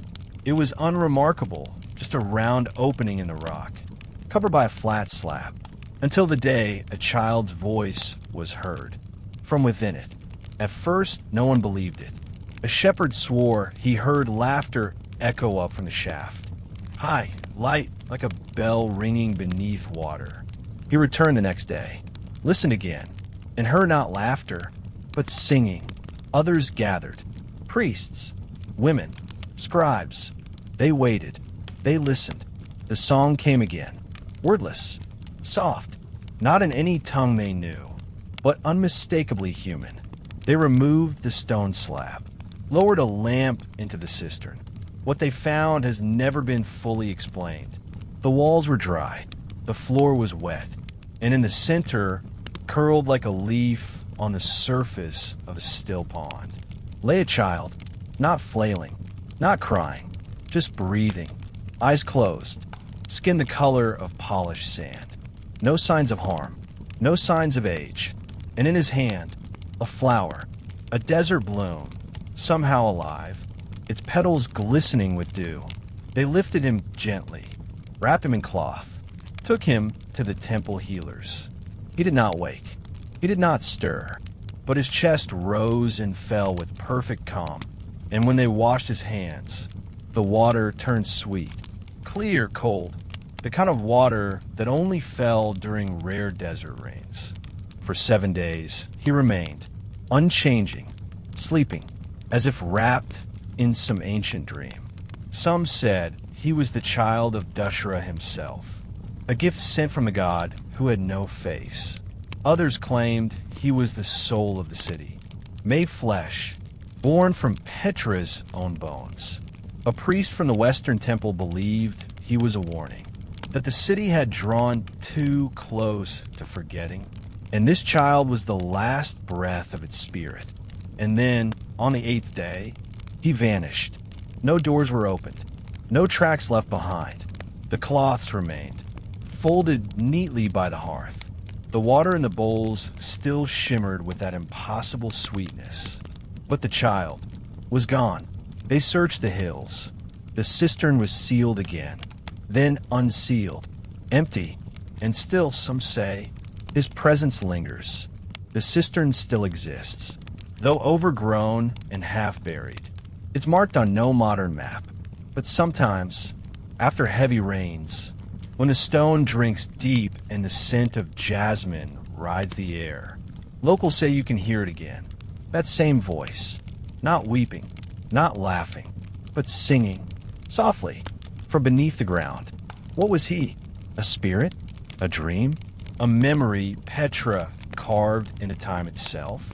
No one knows, but those who've heard the song often say it changes them, not in ways they can describe, only that afterward, they sleep more deeply, they breathe more slowly, they remember things they never knew they'd forgotten. Perhaps the child never left. Perhaps he returned to the stone, to the water, to the silence.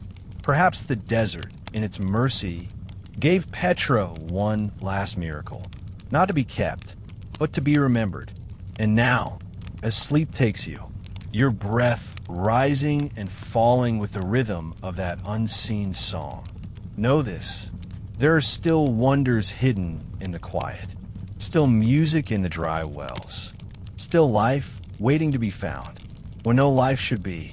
Sleep now, with a taste of sweet water on your tongue, and the echo of a lullaby sung by no one, and by everyone. The desert does not forget, and neither do you. The child sleeps still, and tonight, he sleeps beside you. They say there is a gate in Petra that opens not to any road, but to the sky, a gate not made for guards, nor for merchants, nor even for kings, but for something quieter, softer, older than arrival, older than departure. They call it the Moon Gate, and those who pass beneath it do not simply cross a threshold. They enter a moment that never ends. The gate stands in the northern edge of Petra's cliffs, where the stone turns pale and the winds sing in hushed tones. It's not marked on any official maps. It's too humble for that. No inscription proclaims it. No monument surrounds it. But the Bedouins know it. And those who've walked Petra not for photos, but for meaning, they know it too. 2 columns, a half circle of carved stone arching above. Not grand, but perfect. And atop the arch, a symbol. Not a god, not a king, but a crescent, etched so delicately you could miss it in daylight. But at night, when the moon rises full, its light threads the stone like a needle, and the gate glows. They say it was carved by the temple architects, not as an entrance to anything of this world, but as a passage between realms. A gate you pass through, not with your body, but with your breath, your memory, your becoming. Some believed it marked the border between day and night. Others thought it was where the souls of the dead began their journey into the sky. One whispered legend says, the Moon Gate is where Nabataean queen once stood, to speak her final wish into the wind, a wish for her city to never die. So long as one person remembered her face, no statue was ever carved for her, no tomb bears her name, but the gate remains. And so does the memory. If you sit beneath it at night, especially during a full moon, you may feel time loosen. The air becomes warmer, thicker, as if the space you occupy is no longer bound to hours. It's not that the past returns. It's that you leave the present. You become the echo of someone who once stood there. A caravan master whispering his last prayer before the desert. A priest tracing stars into the sand. A mother saying goodbye to her son as he joins the Roman guard. They all pass beneath the moon gate, not to leave Petra, but to carry it with them into wherever they were going. Even the Romans honored it when they expanded Petra, built arches and roads and forums. They never touched the moon gate. They understood, perhaps better than most, that some places must be left alone, not out of fear, but reverence, because the moon gate was not just built, it was listened into existence. The stone itself whispered its shape to the carver, and the carver, silent, patient, followed. There's a ritual, mostly forgotten, once held beneath the moon gate. At the turning of the seasons, women would gather in the silver of night, each carrying a bowl of water drawn from Petra's highest spring. They would sit in a circle, their veils damp with dew, and wait, not for instruction, not for vision. They waited for the moon, and when it passed directly over the crescent carved in stone, they would lift their bowls together, so the light would reflect within the water surface. And for a single moment, the sky lived in their hands. They said it brought clarity, forgiveness, peace. Now, the ritual is gone. The spring is dry. The bowls are dust, but the light still comes, and the gate still remembers. So as you lie now in your own quiet temple, this body that breathes and listens, know this: there are gates in the world that ask nothing of you, except to be present, to look up, to inhale, to feel how much sky can fit inside a single heart. When it is still, the moon gate is not just in Petra. It is in every moment you choose wonder over fear, presence over distraction, silence over noise. And tonight, as the moon climbs higher outside your window, perhaps it shines not on your roof, but through some ancient arch carved by forgotten hands, onto the part of you that never stopped waiting to walk beneath it. You do not need a key. You do not need a guide. Only a breath. Only a pause. Only a heart willing to remember that some doors don't open into places, but into truth. Sleep now, and if the moonlight brushes your cheek like a whisper, if your dreams seem lighter, if time feels slower, then perhaps you've passed beneath it too. The moon gate, the moment, the memory, waiting as it always has, for you. They say that every ancient city once held a great library, a place where wisdom was stacked in shadows, where scrolls whispered secrets through parchment, where fire always came in the end. Alexandria had hers, Persepolis too, each one lit like a candle by conquest, the words turning to ash, the memory fading into wind. But Petra never burned, because Petra's library was never made of paper. This story is not one of towering shelves or robed scribes. There are no vaulted ceilings painted with myth, no catalogs or codes, no ink-stained fingers hunched over fading scripts. And yet, they say, Petra held a library unlike any other.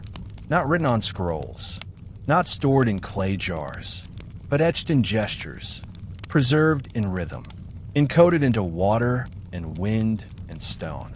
To find it, you must walk beyond the colonnaded street, past the royal tombs and the crumbling temples, into a quiet rise near the edge of the cliffs. There, set into the wall of a low chamber, is what looks like nothing. A smooth, blank niche, carved too carefully to be accidental. No markings, no reliefs, just a hollow. But those who know Petra, who have felt her, not just visited her, say this is where the memory was kept. Not of dates, not of dynasties, but of truths, of the kinds of knowing that cannot be taught, only inherited. The Bedouins call it Beit al-Samd, the House of Silence. It's said that the Nabataeans believed true wisdom could not be written, because once a thing is written, it begins to die. Words fixed in ink lose their breath, but memory breathes. It moves from hand to hand, from eye to eye, from silence to silence. The library, they say, was alive. It was kept by a small circle of guardians, not scholars, but listeners. They held no titles. They spoke little. Their task was not to explain, but to remember, through song, through ritual, through the vibration of shared presence. One woman might hold the memory of the stars. Another, the recipe for healing smoke. A man might carry the map of water buried beneath the stone. None of them held everything, but together they held the whole world. It was said that to enter this living library, you had to do 3 things. First, leave behind your name, because names are boundaries, and here you must become open. Second, offer something you had not yet told anyone, a confession, a sorrow, a truth you didn't yet understand. And third, you had to be still, long enough for the stones to begin noticing you. Only then would the memory reveal itself, not as speech, not as story, but as a feeling, a knowing in the chest, a warmth in the throat, a flicker behind the eyes. You did not leave with answers. You left with echoes, and those echoes shaped you, not overnight, not loudly, but deeply. The Romans never found this place. They looked, of course. They searched for scrolls, for vaults. They opened tombs, cracked walls, found nothing but wind. And when they left, confused and disappointed, the guardians simply smiled and went on remembering. And now, the guardians are gone. Or perhaps they've become something else. Monks, poets, old women who speak in half-finished sentences. But the house of silence still stands, and the air inside it still waits. And if you sit there, truly sit, something will shift in you. You may feel as though you're being watched, not by eyes, but by knowing itself. You may hear nothing, and yet leave with more than you ever thought to seek. And perhaps this is the greatest kind of library, not one filled with answers, but with doors. Doors you must open with your breath, your attention, your gentleness. As you lie now in the soft hush of sleep, perhaps you feel that door opening within you. Perhaps you, too, are becoming a page, a vessel of memory, a keeper of something too sacred to say aloud. Sleep now in the knowledge that not all things are written, not all truths are bound, and the stories that last forever are the ones the fire cannot burn, because they were never made of paper. They were made of presence. And Petra remembers. They say that Petra is a city of stone, and it is rose-colored, weather-carved, silent. But listen long enough, truly listen, and you may begin to hear something else. Not voices, not words, but music, soft, faint, as if the very stones beneath your feet remember the rhythm of a song no longer sung aloud, but still moving beneath the surface. In the time of the Nabataeans, there were no concert halls, no orchestras, no grand stages, but there was sound. There was rhythm in the work of hands, chiseling, weaving, pouring, praying. There was harmony in the way water flowed from one cistern to the next, in the rustle of silks in the marketplace, in the breath between words spoken under torchlight. And above all, there was the sound of feet, thousands of them, walking the ancient streets of Petra, each step part of a quiet, continuous symphony. They say the architects of Petra did more than design for light and water. They designed for sound. Walk the steps leading up to the high place of sacrifice, and you may feel it, the subtle echo that shifts under each footfall, as if the very path is playing a scale. Note by note, stone by stone, not by accident, by intention. The Nabataeans were traders, yes, engineers, carvers of gods and tombs, but they were also listeners. They understood that sound was not just for song, but for meaning, for memory. There's an old legend barely preserved. about a woman named Isa. She was not a priestess, nor a queen, but a walker. Each morning, before the sun rose, she would walk the paths between the temples, barefoot, in silence, not speaking, not praying, just walking. People began to notice that when she passed, birds fell quiet, the wind shifted, the goats stopped grazing and looked toward the hills. It was as if her footsteps, light, measured, soft, were tuning the city. Isa, the tale goes, carried a song that only the ground could hear, and she never spoke a word in her life, because her body was the melody. Petra was not a city filled with instruments. Its music lived elsewhere, in the call to prayer that rose from mountaintops at twilight, in the rhythm of pots placed in market rows, in the low hum of voices inside a tomb, where even silence sang. Some believe that the treasury, the grandest of all facades, was designed to echo music, that if a flute was played just right beneath its columns, the sound would ripple up the stone, amplified, softened, sent skyward like incense. Not performance, but offering. And even now, long after the flutes have cracked, after the drums have become dust, Petra still hums.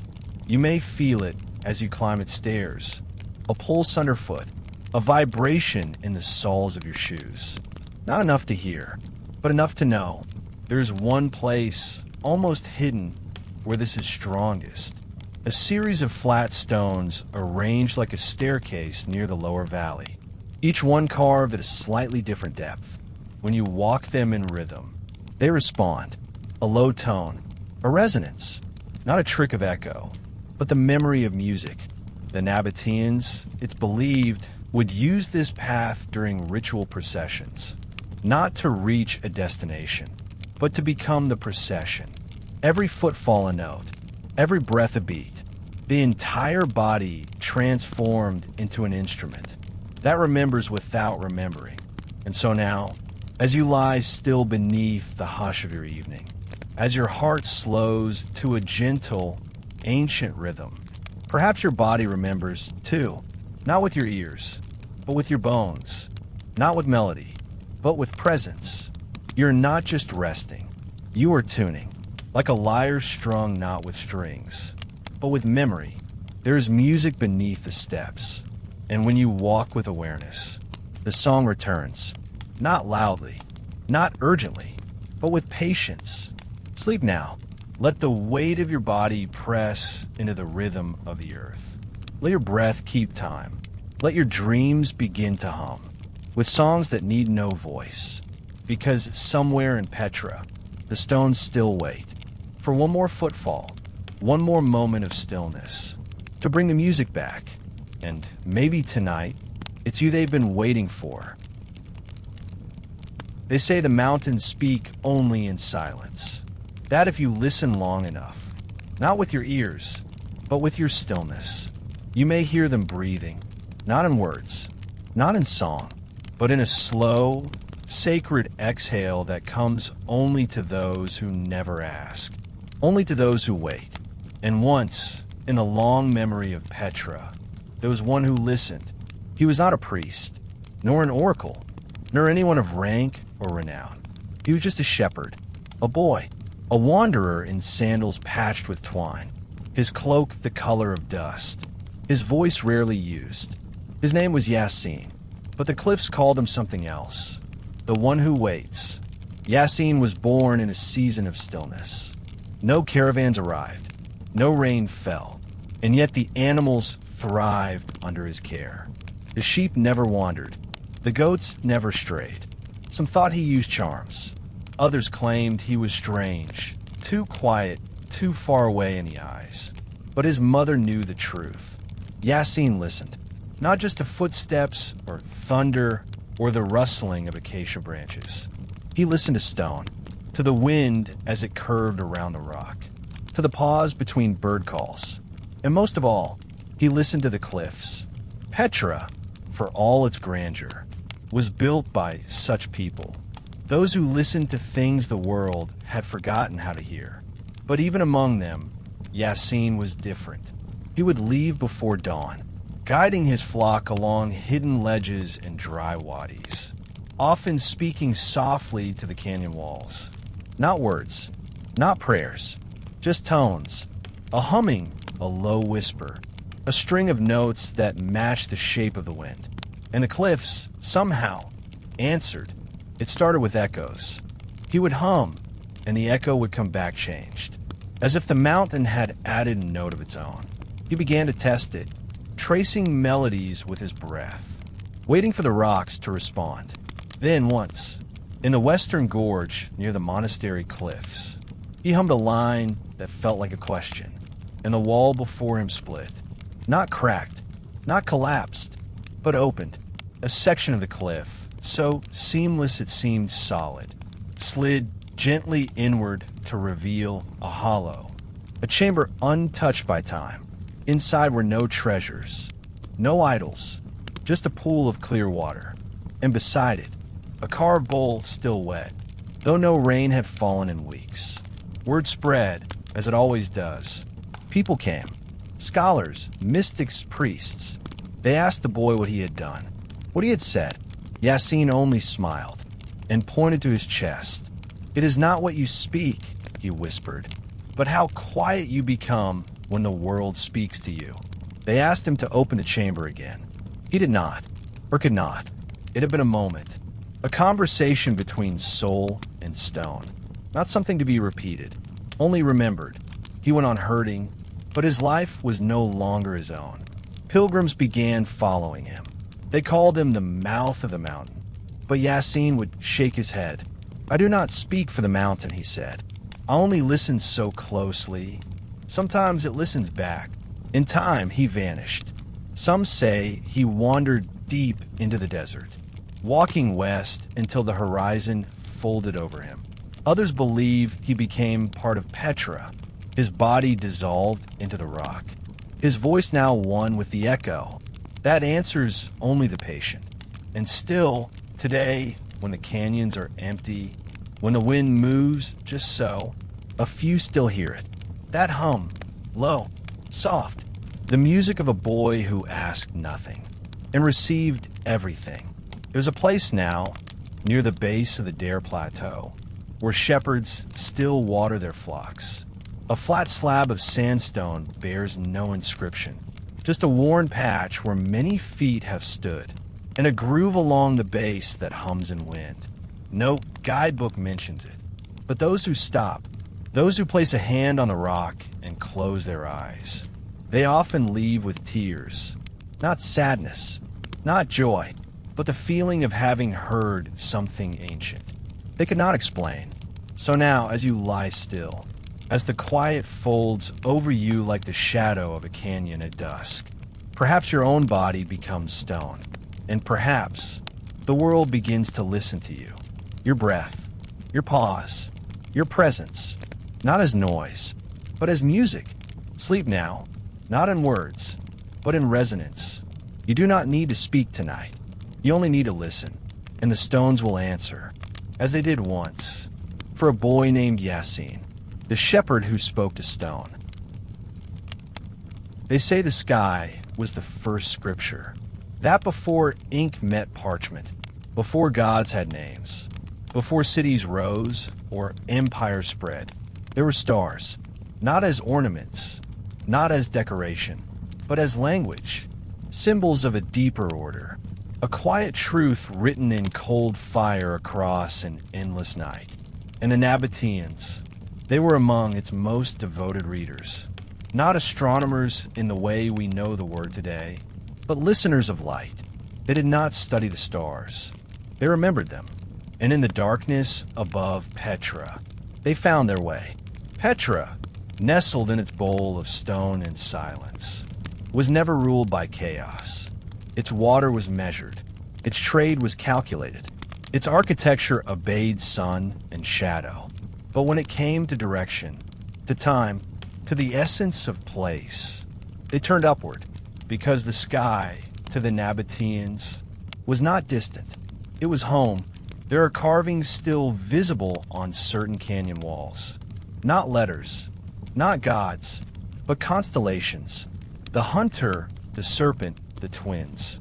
Not exactly as we know them, but close.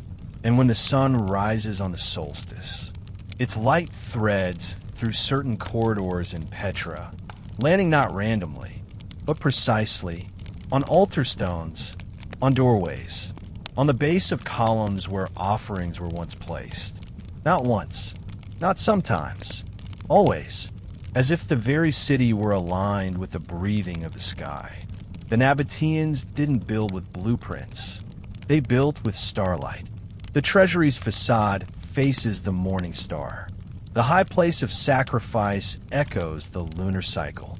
Even a placement of cisterns and caravan stops, aligned with the stars that rose over them in spring and autumn. To walk Petra at night, in silence, is to walk not on earth, but through a map that exists above you. And once, in that forgotten age, when silence still meant listening, there was a keeper of that map. His name was Abir, a man born without sight, blind from birth.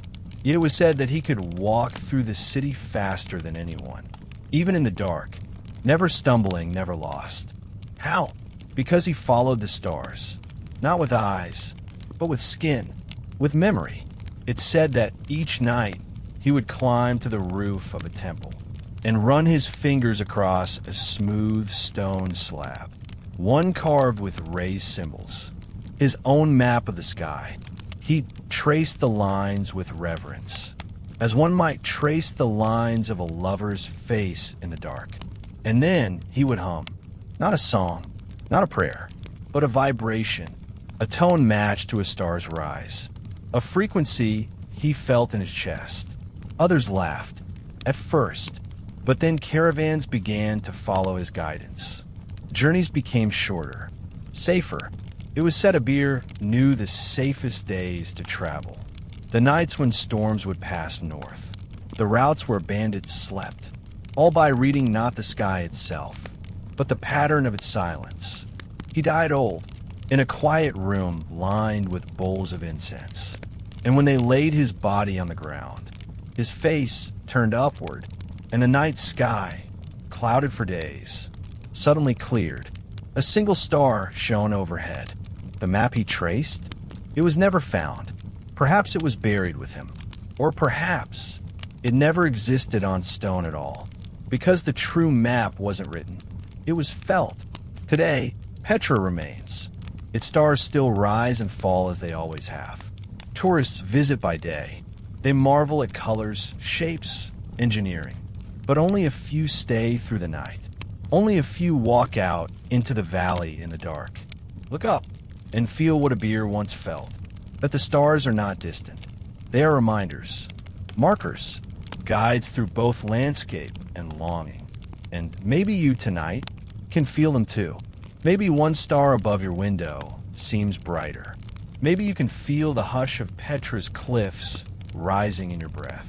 Maybe without knowing how, you've already begun to trace the map again. Not with your hands, but with your dreams. So sleep now, with the sky above you and the stone of Petra beneath. You're not lost.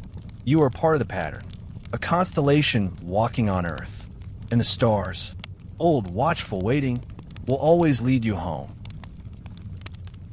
They say there's a door in Petra that can only be opened once.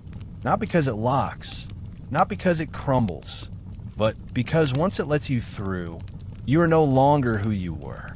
And so, the door no longer exists. For the one who has walked through it, there is no sign, no marker, no inscription above the lintel.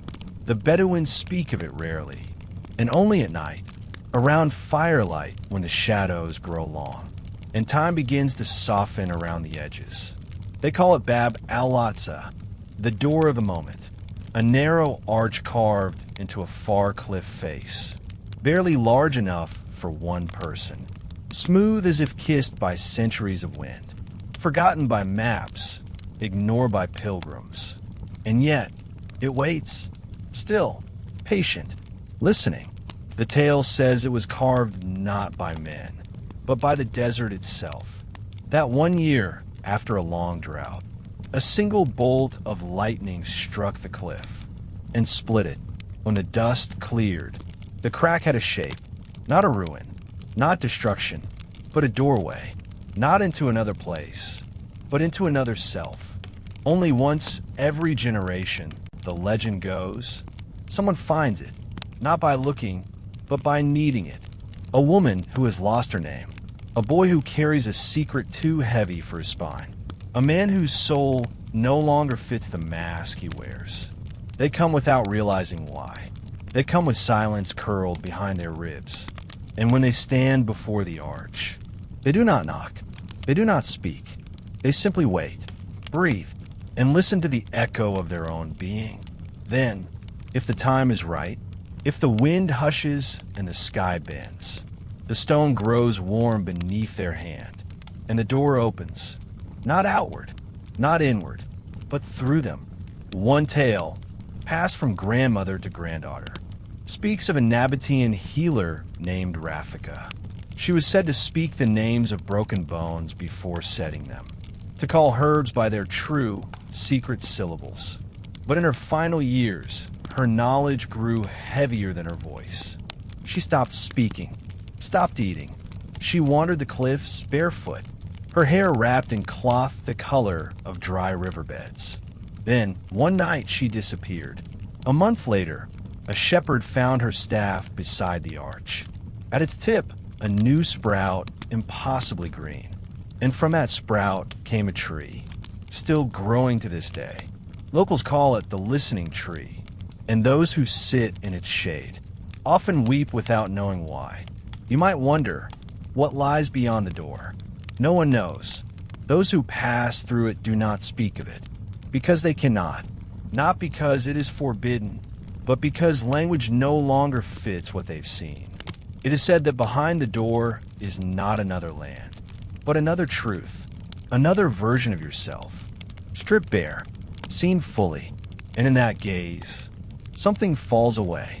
Fear, name, control.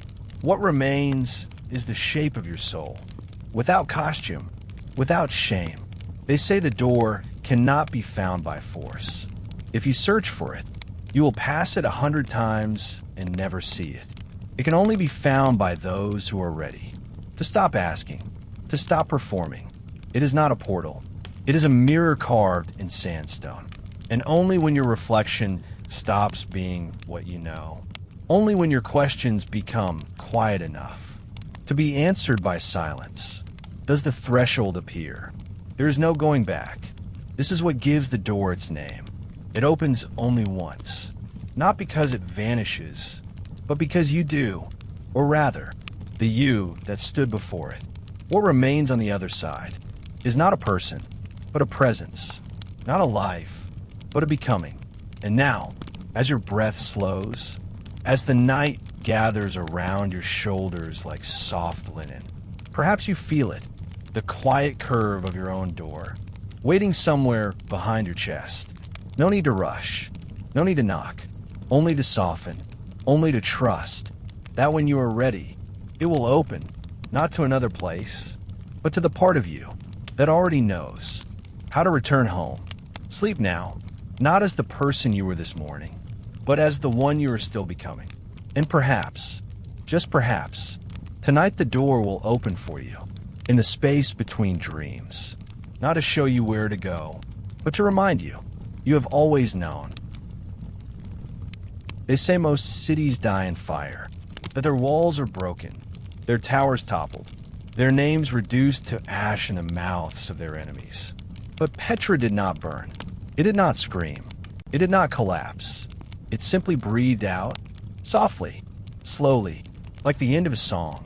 There was no one moment of fall, no date to mark, no trumpet, no battle.